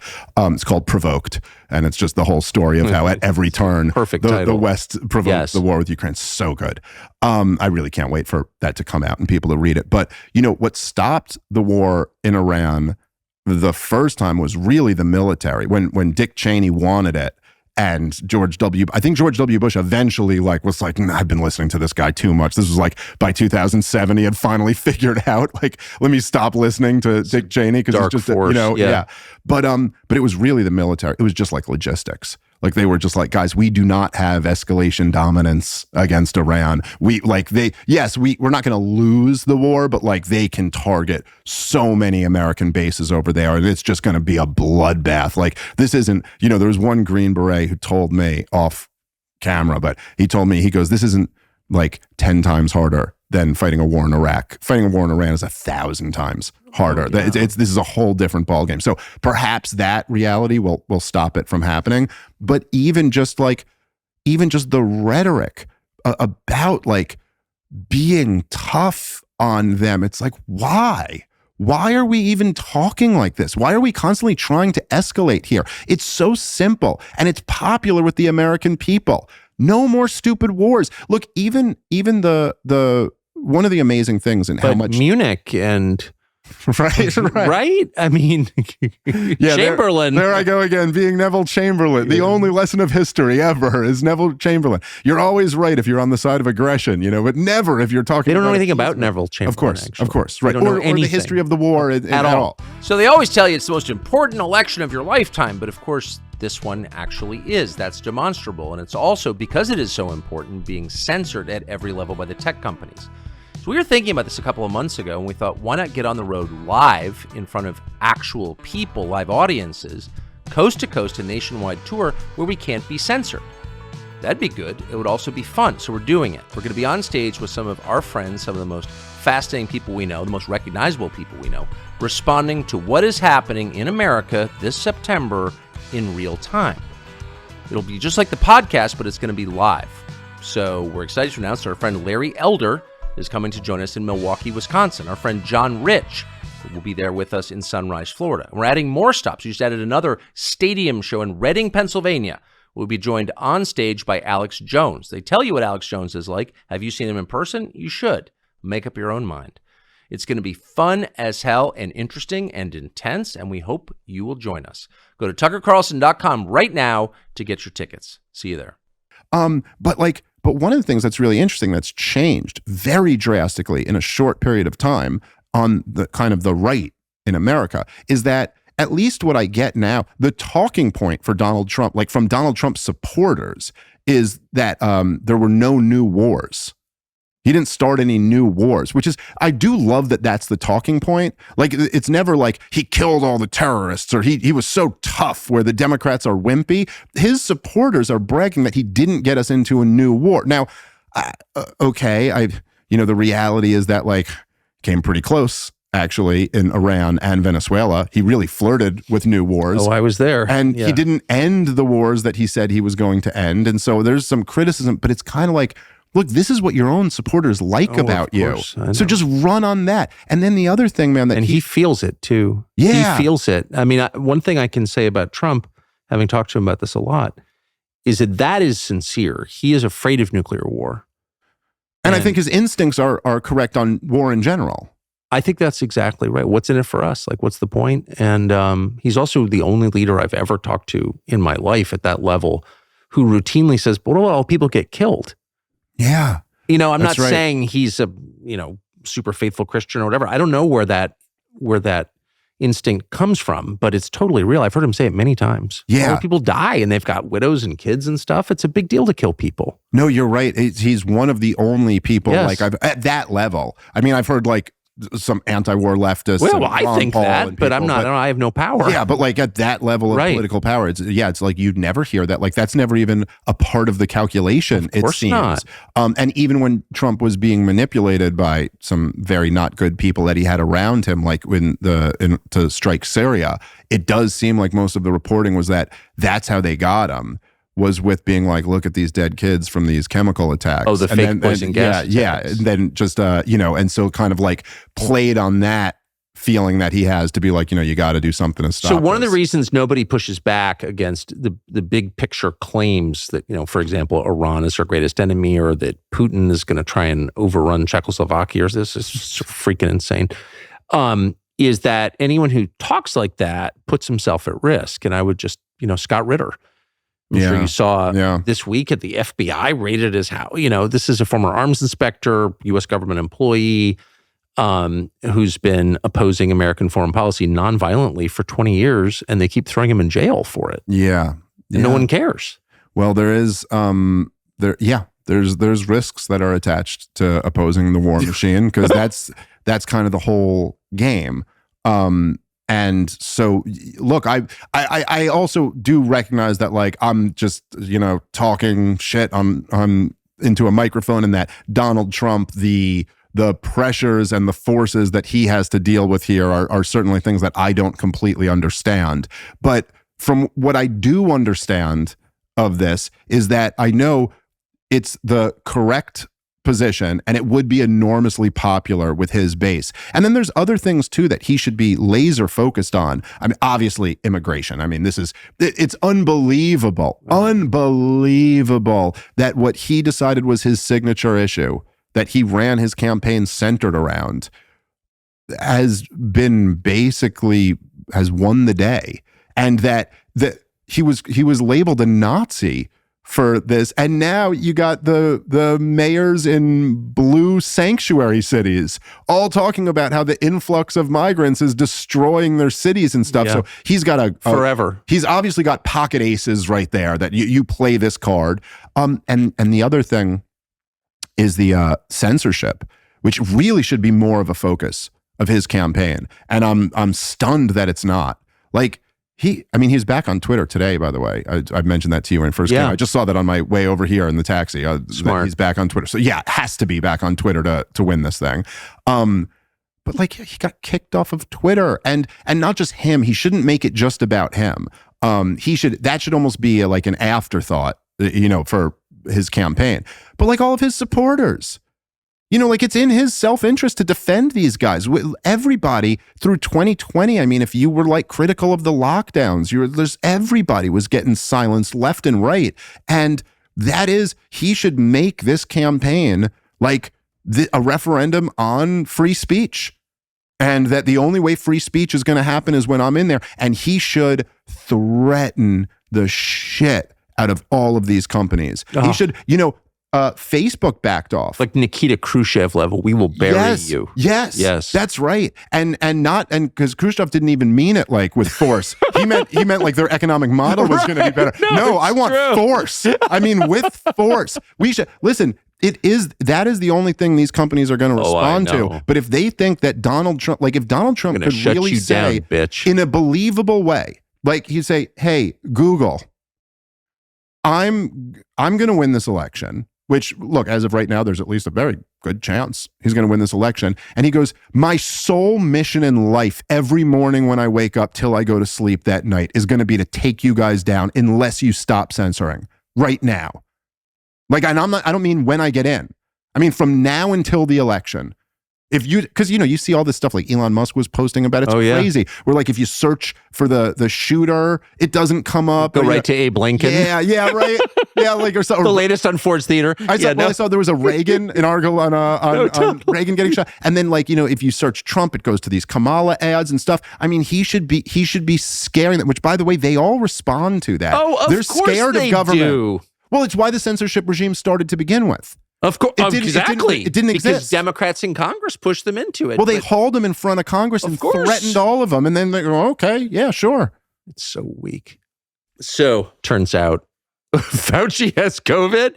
So, someone just texted me, and I don't know if this is actually true, but that he had 6 shots. I mean, which would make sense. I think that's the recommended amount. Yeah. How do you get, if you've been vaccinated 6 times against something, how do you get it? You should have taken 8, I guess. You really just always need more vaccines. No, but I mean, it's just kind of to your point, leaving aside I think the vaccines.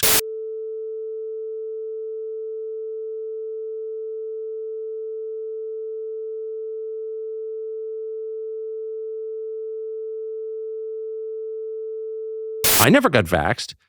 Not to brag, I hate to rub that in people's faces because I'm obviously very proud of it, one of my greatest achievements. But I got COVID once. I've been super healthy ever since then. I never wash my hands, never wear a mask. I'm like the dirtiest person you've ever met. I'm happy to breathe the breath of strangers on crowded commercial flights. I never got COVID again. Here's Fauci's had it 3 times. Biden keeps getting it. Like, what is that? Why does nobody say anything about this? Yeah, well, same with me. Never got the vax. I had COVID twice, and it was mildly sick, and I would have rather not me too. It, but like whatever, it's fine. And then I know so many people who got it, and some of whom had the same experience as me, got COVID a few times and just were mildly sick. A lot of them got it several more times than I did. And then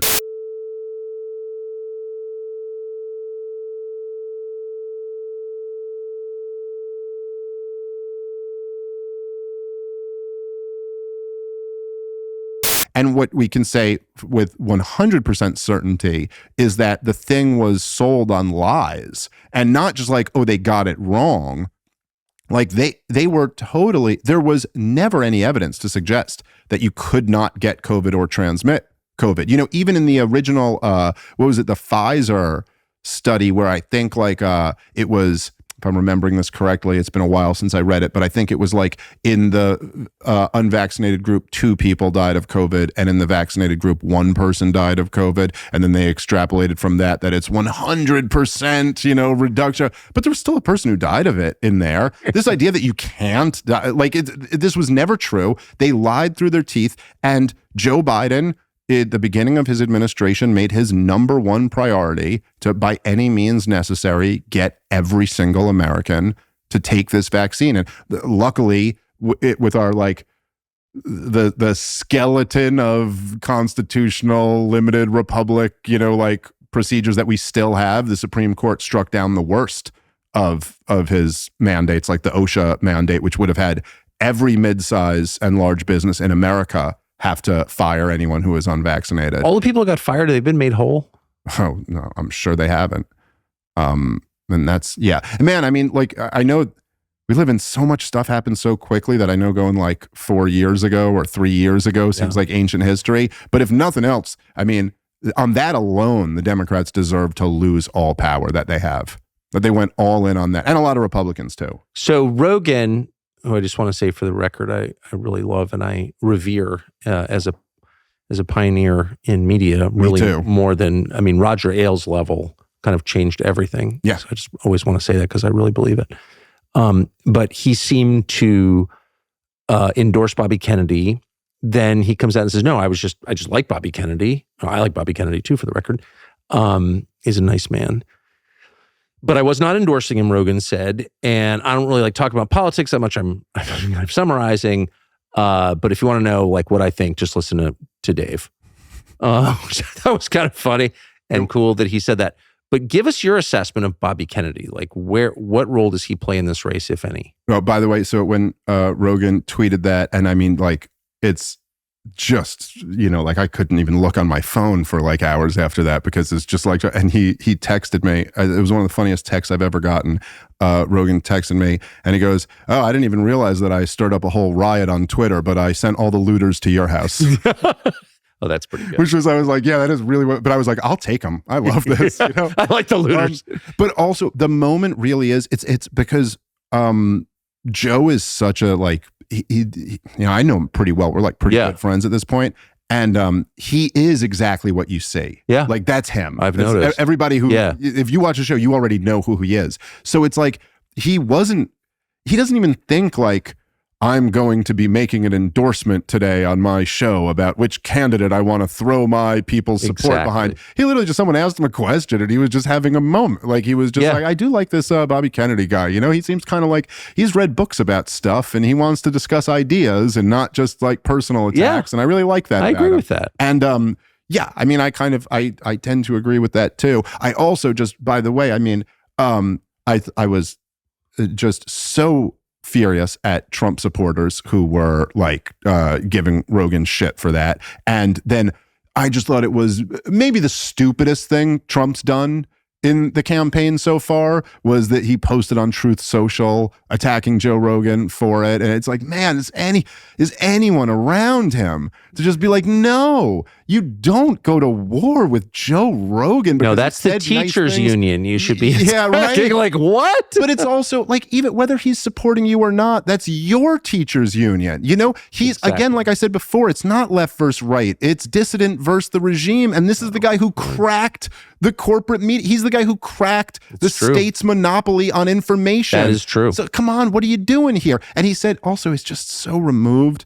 And it's really just the flaw in Trump is that he said, it'll be interesting to see how much Joe Rogan gets booed at the next UFC event. And you're like, do you really think Joe Rogan's going to get booed at okay. All right. I know that Donald Trump, I know how your mind works, and it's there's great things about it, and then there's things that hold you back. But I know that you think that since they love you at the UFC event, they're your people, and they'll hate anybody who's not supporting you. But actually, they really love Joe Rogan, and they're not going to be booing him. And it was just so stupid to fight this fight with him. Anyway, to the Bobby Kennedy stuff, when he first started running, and I had him on my show. And I was just like, I just loved the guy. And I thought, his positions on Ukraine and on the vaccine, I thought were heroic. And it was amazing. What was so amazing about his campaign was that he was running as a Democrat, and he's Bobby Kennedy. Yeah. Like, his name is Bobby Kennedy. And he's not like some, peripheral Kennedy who's like he's Bobby Kennedy's son. He's Jack Kennedy's nephew. And here he is giving Democrats this. It reminded me a lot of the Ron Paul presidential campaigns, where because Ron Paul was such a conservative person, and because right after his name there was R, Texas, and he could be against the wars, it was like he gave permission. Exactly. For you. You're allowed to be against the wars. You could oppose the wars, and you don't have to give up your whole identity. You don't have to be Michael Moore in order to be against this war. No, that's exactly right. You could be a real American patriot and oppose these wars. And in a similar fashion, I felt like Bobby Kennedy was giving Democrats permission to abandon these, which were, look, I mean, if you think about it, I said just a second ago that the vaccine was Joe Biden's first, we're all in on the vaccine. And then his second big thing was all in on the war in Ukraine. This is the Biden administration. So he's this total repudiation of Joe Biden, but being like the true Democrat, what we're really supposed to be, Yes. And so there was something amazing about his campaign. I understand why he made the move to go independent, because there's not a real democratic process in the Democratic Party. Nor is there much of a constituency at this point for that message. Yes, that's probably true. Yeah. I do think that and me and him, he came back on my podcast to his credit, and we argued about this.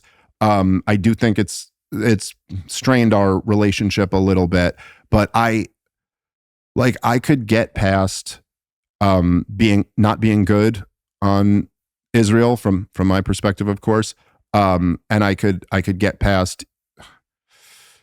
I could probably tolerate all the way up to Vivek Ramaswamy's position on Israel, which essentially was he was like taking the non-interventionist position, but doing it in a way where it's like, I am not picking a fight with AIPAC. You know what I mean? Like he was like, I think his answer at the debate was something he said, he goes, I'll tell Netanyahu that I'm going to kill the terrorists on our southern border and you go kill the terrorists on your southern borders. I was kind of like, I'm not funding your war, but like totally support you doing what you're doing. That's not how I feel about the situation at all. I think it's really horrible what Israel's doing and it's inexcusable.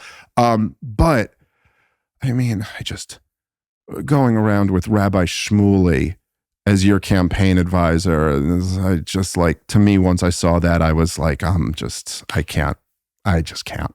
It's too much for me. So, and I do think, again, kind of like I'm saying with Donald Trump, I mean, he just pocket aces. You don't want to play these pocket aces. Okay. I mean, Democrats, like 70% of Democrats oppose this war and want a ceasefire. I think 50% of them consider it a genocide. On the Republican side, obviously, there's a lot of America First people who could be persuaded that we shouldn't be involved in these conflicts. I think Bobby Kennedy had a real chance to make, like, if he was non-interventionist on this war, I think he would have made some huge waves, and I think that really hurt him. He lost a bunch of people on his campaign staff because he was the anti-war guy. Had a whole bunch of young anti-war people who were like, oh no, I'm not going to be a part of this now. So where does that leave him now? As a political matter, it feels like there is a significant chunk of people, I don't know how many, in the millions though, support Bobby Kennedy, clearly repudiate the priorities of the Biden-Harris administration, don't want to vote for Trump.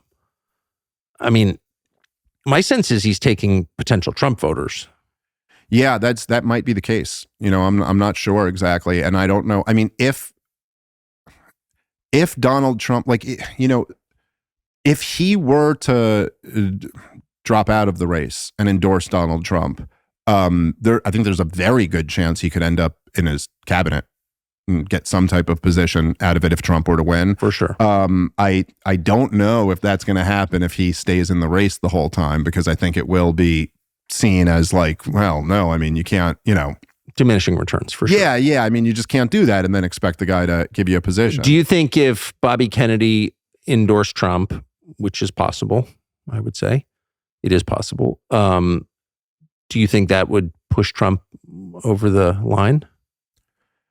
Would that meaningfully help? Most endorsements don't. Would that make a difference? It might. I don't know. It's hard to tell what endorsement, do endorsements actually do anything? It's not, it's just in general in life. It's not like, you see like Obama and Donald Trump, who were two of the most successful political figures in the most successful political figures in the last, 15 years or so. And it's not as if their endorsements seem to carry that much weight. No. It's not it's not transferable like that in the same sense that I love your show. You were the only guy on cable news who I always watched, and I love watching your show on your new network. And if you were like, hey, you got to check out this guy, someone else, so you got to check out their show, that would certainly get me to check it out. But it's not as if that's a guarantee that I'm going to love it. I'll check it out, and if I like it, then I'll keep watching it. It's just, you can't just transfer the thing that people like about you onto other people. I've never said a bad word about Rogan. I genuinely like him as a person. I think his show made such a massive difference in the media landscape and in American history. I'm not taking ayahuasca. Right. Do you know what I mean? It's nothing. I love Rogan. I'm not taking ayahuasca. It's it just doesn't work that way. And so I do wonder, I really don't know the answer, but is it Bobby Kennedy, if he were to drop out and endorse Trump at this point, don't people kind of already know they had the option to support Donald Trump? Yeah. And if they're still not supporting Donald Trump, there's probably a meaningful reason why. And one of the things that, is, I think, probably the reason why none of them will agree to have Bobby in any of these debates, is because if they were to, then the topic of Trump's handling of COVID would have to come up. And Donald Trump is kind of lucky in a situation like there's always this dynamic in some issues between Democrats and Republicans. So like, for example, when Barack Obama was president, all of the Republicans at that point, their criticism of him was that he was too soft on foreign policy. He won't even say radical Islamic jihad and, dumb Marco Rubio, points like this. And so then he totally gets off the hook for his very aggressive foreign policy and the war in Libya and Syria and Yemen and all these wars that he started, by the way, all on the side of Al-Qaeda. And no one ever gave him any pushback from that. Like he never got held accountable or had to answer for any of that because the Republican talking point was he's weak on defense and we're tough on defense.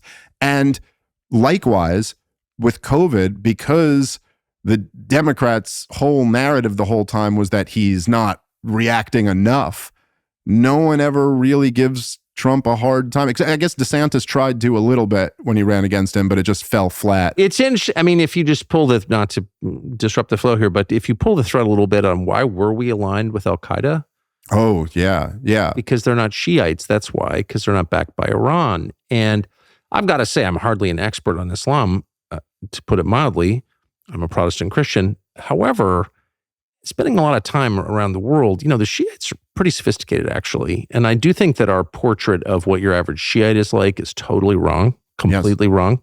There are a lot of very cosmopolitan Persians, like very cosmopolitan, very pro-Western, very smart, very interesting, not savages at all. I mean, I'm not, endorsing the foreign policy aims of Iran at all or their system or anything, and I'm not endorsing Islam, either branch, but the idea that the Shiites are like animals, that's bullshit. Well, also, and that's just ignorant. Look, there's lots of problems even in the Shiite world. I mean, there's of course, but they're also not our enemies. Well, exactly, of course. Like they haven't attacked us, and they haven't attacked Europe. I mean, even the Houthis. I was taught as a child to hate the Houthis. Were you also freaking insane. Of course, I never heard of the Houthis till about 20 minutes ago, and they became our historic enemy. I think essentially what happened, right? Because if you think it's like really Al-Qaeda and ISIS are the two terrorist groups that have actually hit the United States of America and Europe, and you know what I mean, like committed acts of terror against it. No, both were armed and funded by the West at different points. And that's pretty appalling when you think about it. But really, I mean, what happened is, and I don't know exactly how much of this was the propaganda or how much of it was genuinely believed by people who were pushing it. But certainly the stated propaganda, which was stated when Benjamin Netanyahu testified in 2002 in front of Congress as a regional expert and explained how if you overthrow Saddam Hussein, democracy will sweep the region. This will put pressure on Iran, and then they will have less influence on the region. And a lot of these neoconservatives seemed to actually believe this. Now, I don't know if they did. It seems to me like some of them actually did. It's the dumbest thing in the freaking world to think you would have believed there. You had in Iraq, where you have a Shiite majority that is held down by a Sunni minority, that if you overthrow that government and install the democracy, which means the Shiites, right? Like, because they're 60% of the country, so they win, that this will hurt Iran was insane. And anyway, so what ended up happening after the Iraq war, after we toppled Saddam Hussein, was that Iran got drastically more influence in the region. Now, it's possible that people like Dick Cheney and Benjamin Netanyahu and them kind of knew that was going to happen. And then they were like, well, then we'll just topple Iran next. So it'll all be fine. I don't know exactly, but there's no question. And there was a piece, I believe it was in the New Yorker, called The Redirect in either 2006 or 2007, where basically what was decided was that now that Iraq backfired so much, and Iran has so much more power in the region, that now we got to go take the Shiites down a peg. And this is really what was behind the attempt to overthrow Bashar al-Assad. And by the way, this, not overthrowing our democracy and not putting bounties on U.S. soldiers' head in Afghanistan or whatever the other lies that they made up about Vladimir Putin. The real crime that Vladimir Putin committed was he denied the U.S. a regime change in Syria. And you could look at the way Vladimir Putin was talked about before Syria versus after Syria. Oh. It is so stark. George W. Bush said he looked into Vladimir Putin's eyes and he was a good Christian, and Hillary Clinton had her reset button. It wasn't until he denied the American war machine a regime change that he became Adolf Hitler. He's hell-bent on reconstituting the Soviet Union and all this other crap. That's really what it all started. He saved Assad. Apparently he was close to Hafez al-Assad, Bashar al-Assad's father, and Assad called him and said, I need your help, and he dispatched troops immediately, which, by the way, whatever you think of the geopolitical balance or whoever side you're on, that is kind of the key to long-lasting alliances, is right. Defending your allies with troops when they ask you to. Right. And the Biden administration has not done that to like legit allies, whatever. Well, also because, and he was motivated to do it, I think, because he didn't want to see ISIS take over Damascus, which was a real threat at that point. And they were driving around in Toyota trucks. And murdering all the Christians. Yeah. And in the most barbaric, brutal way. Crucifying the Christians. Yeah. But you're not allowed to notice that or something, and Tulsi Gabbard is anti-American for caring what happens to the Christians of Syria.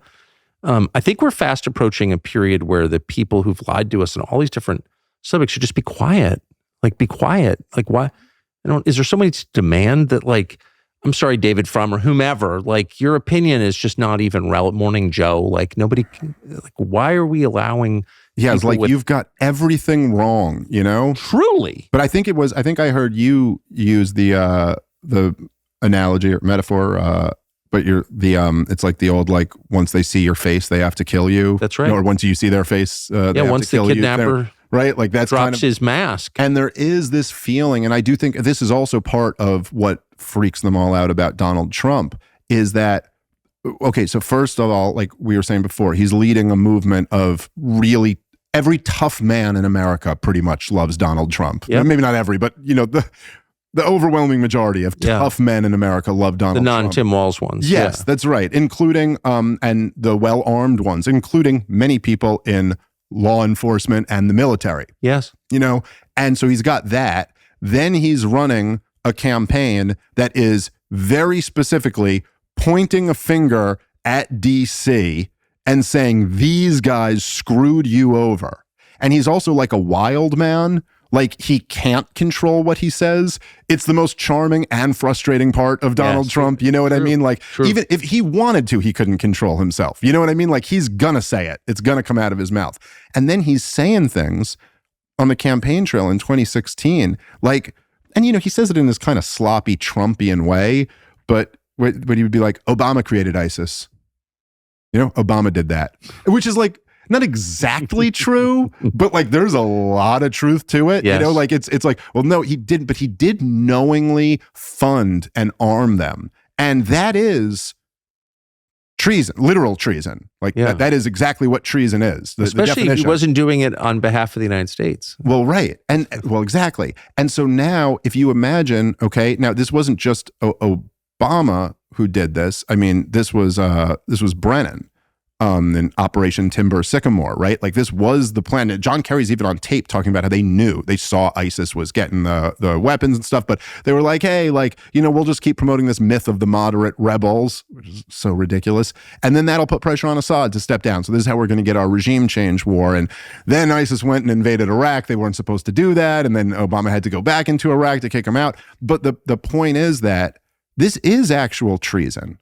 Like, arming, giving material aid and comfort to the enemy. Like, Al-Qaeda in Iraq and in Syria is getting weapons from America. That is treason. And now you got this guy who's essentially calling you out for treason, who might be the president of the United States of America. Like, the punishment for treason is the death penalty. And I do think, like, I think Donald Trump himself didn't even realize I agree. what enemies you're making when you say so, and how much power they have. Like you know, like who's the last president who like fired the head of the CIA and made a big thing about how he was going to smash it into a million pieces? What happened to him? Yeah, he took a limo ride through Dallas, right? Oh, it's true. So it's like Donald Trump, I think, was totally naive about like, you know, he knew there was a swamp that needed draining. But I don't think he knew what was in that swamp. He wasn't watching Schumer on Rachel Maddow's show. Right. And I do think, you know, being in the world of business gave him a lot of correct instincts. But it's like, no, man, there's just nothing like this. Government isn't the business world. Government is the criminal organization world, which, you know, maybe he probably had a little bit of experience in, sure, you know, being a real estate the developer. Painters Union or whatever. Yeah. No, but, you know, running casinos and stuff like that, I'm sure he's kind of been around, but not like this, man. That's nothing compared to, you're talking about the CIA, that is a whole different beast. These are not paving contracts. This is control of the world. Yeah. And so there was just all of this, you know, got this tremendous reaction, and he's still dealing with that. I'm a little bit confused that for 2 years we were told that the vanguard of the fight for democracy was unfolding in Eastern Ukraine. It mattered much more than anything in our stupid, meaningless lives here in the United States. And that's why all good people wore the blue and yellow lapel pin and put the little flags in front of their houses in Napa and all that. And then one day we just stopped hearing anything about Ukraine. What was that? Well, I mean, it was all built off lies. And it's been a disaster, like all of these wars, and it's not gone at all the way it was supposed to. I mean, remember, there was a period where Joe Biden, at the very beginning of the war, was just with sanctions, we're going to defeat Russia. We're going to destroy the ruble and, you know, make everyone in Russia poor, and that'll be so great. And we wouldn't even have to send in weapons. And then, of course, we had to. And, of course, just all the lies. Ukraine is winning, Ghost of Kiev, all, you know, these crazy, just obvious lies.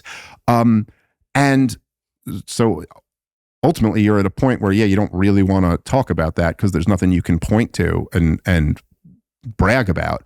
But isn't it crazy? You know, I did a debate on this topic on Breaking Points, which is a great show. And you've been on with Crystal and Sagar. Yeah, I know Sagar well. Oh, that's right. He used to work for you, right? Yes. Yeah. No, he's great. I love that guy. Yeah, I do too. But so I was on, I did a debate on that show, and I was kind of like talking about how it was crazy for all these people who have like the Ukrainian flags, and we care so much about Ukraine and all of this stuff. It's like, do you recognize that we hold all the chips? Like the United States of America holds all of the chips. We could get this war to stop in almost any way we wanted to, if we want to just play our ultimate trump card, which is that we'll leave NATO. I mean, there's no reason for us to be in NATO anyway. It hurts totally America. It totally makes no sense. It's I know. You know, I know you've talked about a bunch. Like, it's like this was started after World War II because Europe had been totally destroyed. America was like the only advanced, country that was like left standing and hadn't had their homeland, wrecked by the thing. And then there's this Soviet Union. And so these guys can't defend themselves. We have to kind of work on this deal that we're not going to let you invade Western Europe or we'll come to their defense. And now it's like Europe is rich. America's $35 trillion in debt. And the Soviet Union doesn't exist. What's the point of this thing being here? And Vladimir Putin would do almost anything to get that to happen. To get America to leave NATO, it would be nothing but good for us. We just wouldn't be subsidizing other rich countries' defense. He could take it as a huge victory. Of course. You know what I mean? You could get almost anything you want. And if you guys care about Ukrainians and Ukrainians dying so much, why not? Why not just make this deal? We could do it right now. I mean, we're not getting Crimea back to Ukraine. That's not going to happen. But who cares?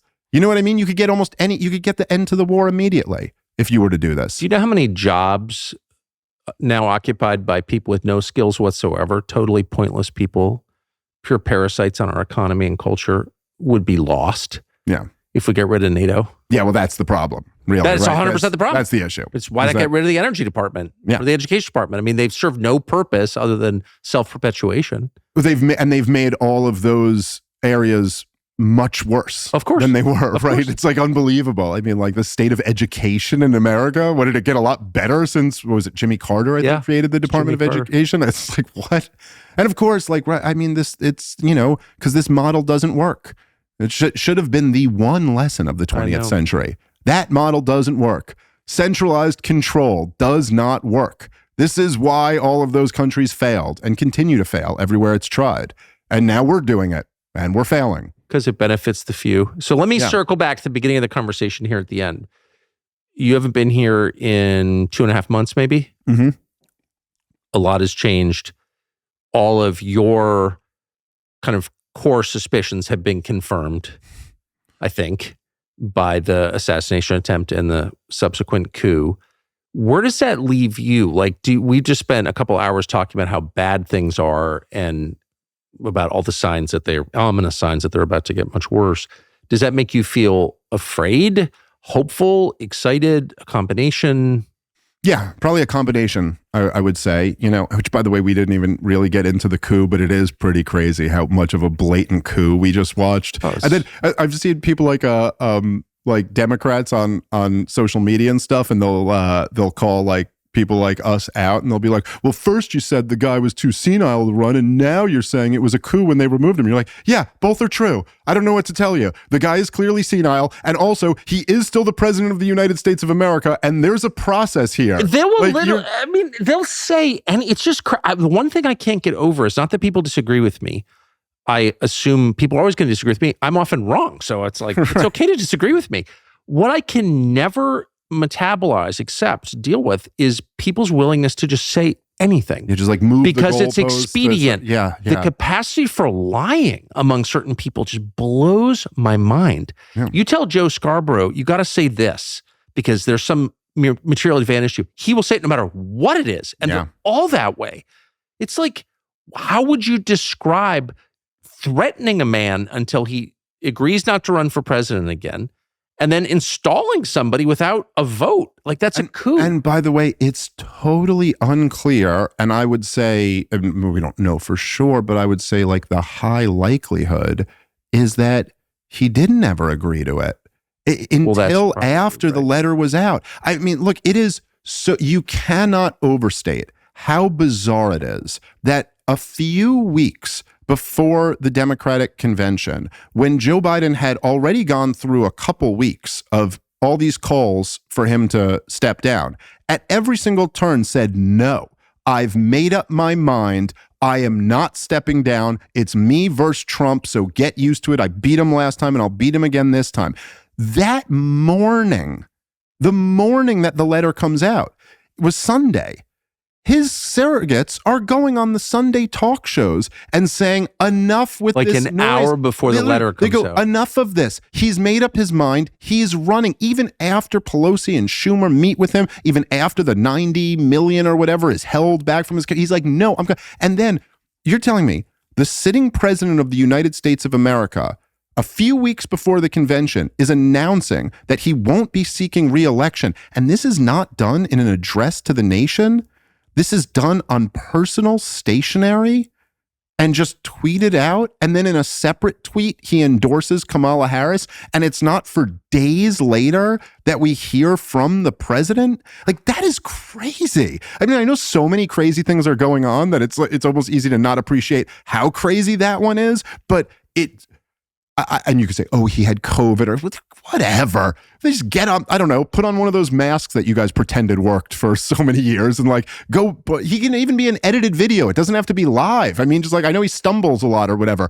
It could be 2 minutes, but how do you not address the American people about that? And it really seems like, and of course, Cy Hirsch had that reporting on the call with Obama, where they threatened, they had Kamala Harris on board. We're going to invoke the 25th Amendment. But my suspicion is that phone call happened, you know, like the Schumer and Pelosi strong-arming didn't work. Obama comes in, we're going to remove you from office and this will be your legacy. And then the letter is tweeted out already and it's presented as a fait accompli to him. It's all over. And then eventually he goes, But what does it say? I mean, if the sitting president of the United States, purportedly the most powerful man in the world, doesn't have enough power to run again for the job he currently holds, he's not allowed to it's not, none of it's real. The presidency is not real. The president doesn't hold the power. I mean, they just showed us that. Yep. So it's then, how do you, I mean, people are not thinking this through. Our system is voluntary. All systems are. How do they expect us to accept the election results, abide by those results, pay our taxes? How do they expect us to obey when the system has been revealed as illegitimate? Yeah, well, it's the only way would be some type of escalation of force. You know, I mean, that's the only way to do it. I will say, though, that, you know, much like when the Soviet Union collapsed and was largely peaceful, you know, and was kind of like a really amazing thing. It was very peaceful. And now what happened in the years following it was not good, and that didn't need to happen. And, you know, no, but they pulled their nuclear weapons out of all their satellite states. Yeah. They dissolved the Warsaw Pact. I mean, that happened, by the way, 33 years ago this week. Oh, yeah. Yeah. I was on my honeymoon. And, you know, there were people at the top who wanted to not let it happen. They're like, no, escalate the force and don't let this happen. Put down these revolts like they had done previously. And ultimately, they just kind of lost. And like enough people were just like, no, just let them go. You know, it's not working. So you kind of hope that something like that can happen in the United States of America. And that doesn't mean like a national divorce type thing, which is something that has become kind of a popular thing that some people advocate for. But it does mean some type of like decentralization of power, and Washington just having much less power than it currently does have. I think that it is, and I said this to you last time, it's the great case for optimism, is that all of this government tyranny relies on propaganda, and the propaganda is being broken at an unbelievable rate. Things that would have seemed unimaginable very recently in my adult lifetime, like not, you know, generations ago, but just years ago. And we're seeing that now. And people are waking up in a very profound way. I mean, it really is, it is all fake. And more people are aware of that. Like if you zoom out and go like from my mother's, you know, when my mother was my age to me being this age, it is unbelievable how much more people understand that this is all fake. And you're right. Now. Propaganda is the key. I mean, Joseph Goebbels, not to make everything a Nazi reference, but it was 5'4", crippled, never fired a gun in his life except into his own head in the end, never commanded an army. Yep. You know, he was the political chief of Berlin, but he was the propaganda chief. And therefore he was the pivotal person in the Nazi government. He was, because he was in charge of people's brains. And so that you cannot, and I'm not comparing anyone to the Nazis. I hate Nazi references in general, but that's just true. Right. Propaganda is kind of everything, actually. Yeah, and that it's the most powerful thing to control. It's more powerful than controlling the laws or the money or the military. That is absolutely right. You control what people think, you know, and you control narratives. And it's amazing. I mean, look, it's still very effective. Oh, I know. It's not nearly as effective as it once was. But it is still, and you see it like when people get taken over by the propaganda, it's such a bizarre thing. I mean, it's like talking to someone and there's no soul there when they just repeat back the propaganda to you or something. It was, oh, January 6th was an insurrection. And you're like, I'm not having a conversation with you. I'm having a conversation with like what Don Lemon convinced you're supposed to believe. Do you know people who've fallen for that? Yeah. I mean, I don't, no one in like my close circle or anything like that. But what do you think? I know I'm so far afield again, but I don't know the answer to this. What distinguishes someone who falls for the crudest kind of propaganda, January 6th was an insurrection, Don Lemon's smart, whatever the lie is, from you? Some of these people are smart. I mean, it's not just an IQ difference. Oh, no. It's not an IQ difference. Oh, I know. There's people far smarter than me who fall for it. Oh, me too. Yeah, no question about that. So what is it? I don't completely know. I think there's something about there's it's like human beings we're pack animals, you know, and that's like very at the core of us. Yes. You stay within the pack because like out here is death. Yes. You know, and like so like you stay in here, right? Yeah. And there's a personality type that certain people have. It's not, again, it is not about being left or right. It's not at all. But there's something where people have, you know, like there's people who like I disagree with on a lot of issues, but like Alex Berenson is very willing to go outside the path. I totally He's agree. like, okay, you want to like have all these arrows come at me? Okay, fine. Glenn Greenwald is very willing to do that. I think you're very willing to do that. Berenson's such a great example because I really like Berenson. I text them all the time. But I just absolutely disagree with him on a lot of issues. But I will never during stop. COVID, he was so great. I mean, his Substack was like cathartic to read totally during COVID. agree. I mean, he is smart. Berenson's smart. Very, he's a very good smart. reporter. I think he's a really nice guy. But really, his indispensable quality was bravery. Yeah, that's right. That's what made him different. That's it. Because look, I mean, like he was in. Yeah. You were in, big time. and you're in the New York Times. You're in all this, and you're going to risk all of that just to be right. About something, I mean, like it doesn't even make sense when I say it out loud. You're like, why would you do that? It's a terrible calculation. No, it's totally true. But there are some people who just do kind of. So that's But when you, so many of the people who, and this is something I don't say this like attacking right wing America. It's something like to be humble about. But like in 2002, in the run up to the war in Iraq. So many of these people who are like great now about seeing through all of this just knew it as a certainty that like obviously Saddam Hussein has nuclear weapons and he clearly was involved in 9/11 and like he's going to hand these nukes that he doesn't have off to the terrorists he's not friends with and they're going to nuke Kansas unless you go support overthrowing him. And they just knew that. As a matter of fact, and essentially, what are you, some type of wimp if you don't agree with them on that? Totally true. And they didn't even kind of realize that they were doing the exact same thing as some 20-year-old who tells you about climate change. Totally You're right. just repeating lies that someone else put into your head. Like you are a puppet right now. You know what I mean? And you don't even realize it. And so, but it was like, I don't know. That was the culture they were in. That was the world they were in. They saw these towers get hit. And what are you, a pussy? No, you were going to go do something about that. And so it's people play people's sense of identity is very important to them. I remember, one time I was, I have a younger brother who's much younger than me. He's 13 years younger than me from my mother's second marriage. And he's great, unbelievable kid. I love him to death. And so anyway, he was, I think he was 3 years old. So I was 16 and I was watching a Knicks game. I'll never forget this 3-year-old kid. And he comes over to me and he was like asking about it. And I was like, here, come watch the game with me. And so we're sitting on the couch. He's 3. We're watching a Knicks game. And he looked at me and he went, well, which one is me?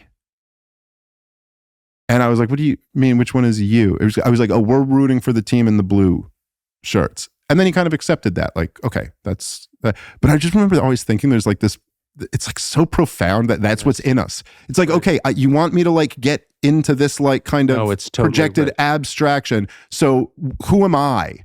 What defines me? Like, that's so important to people. It's like right at the core of everything is like, who am I like as a person? Like what's my identity? And I think that for like, look, you saw this with like broadly speaking, like liberal America. Well, during COVID, it's like their identity, their whole identity is that they're the scientific people. You know, you guys are the backwards rubes who believe in superstition and religion, but we believe in science and reason and this is what makes us better. That's their identity. So once you tell them that, it's like, well, the science says this. It was so easy to get them in. That's why it's so easy to get them in on climate change. And then with like more conservative America, their whole identity is that like, they're the tough ones who defend the country, who aren't wusses, who will defend the Constitution. And so as soon as you fed them a narrative that gave them that identity, it was so easy to fool them with all this other stuff. So I do think that's a big part of like they're very good. That's what the propagandists do at their best is they play off your sense of self, your identity. It's moral judo. Yeah. They use your body weight against you. They take your momentum and pull you way past where you thought you would be. But more and more people are waking up to that stuff now. And so that's good. Well, you've had a big effect on a lot of people, including me. And I appreciate, Dave Smith, you're coming. I mean, Tucker, I could do this all day long with you. So good. Well, I hope you come back before we're both arrested. That would be nice. We can say once again, man, it's only been 2.5 months, but everything's different. Yeah, I hope. I mean, even if we could just share a cell once we get arrested, that would be real fun. You just continue this on and on. I will never submit. Thanks, man. Thank you.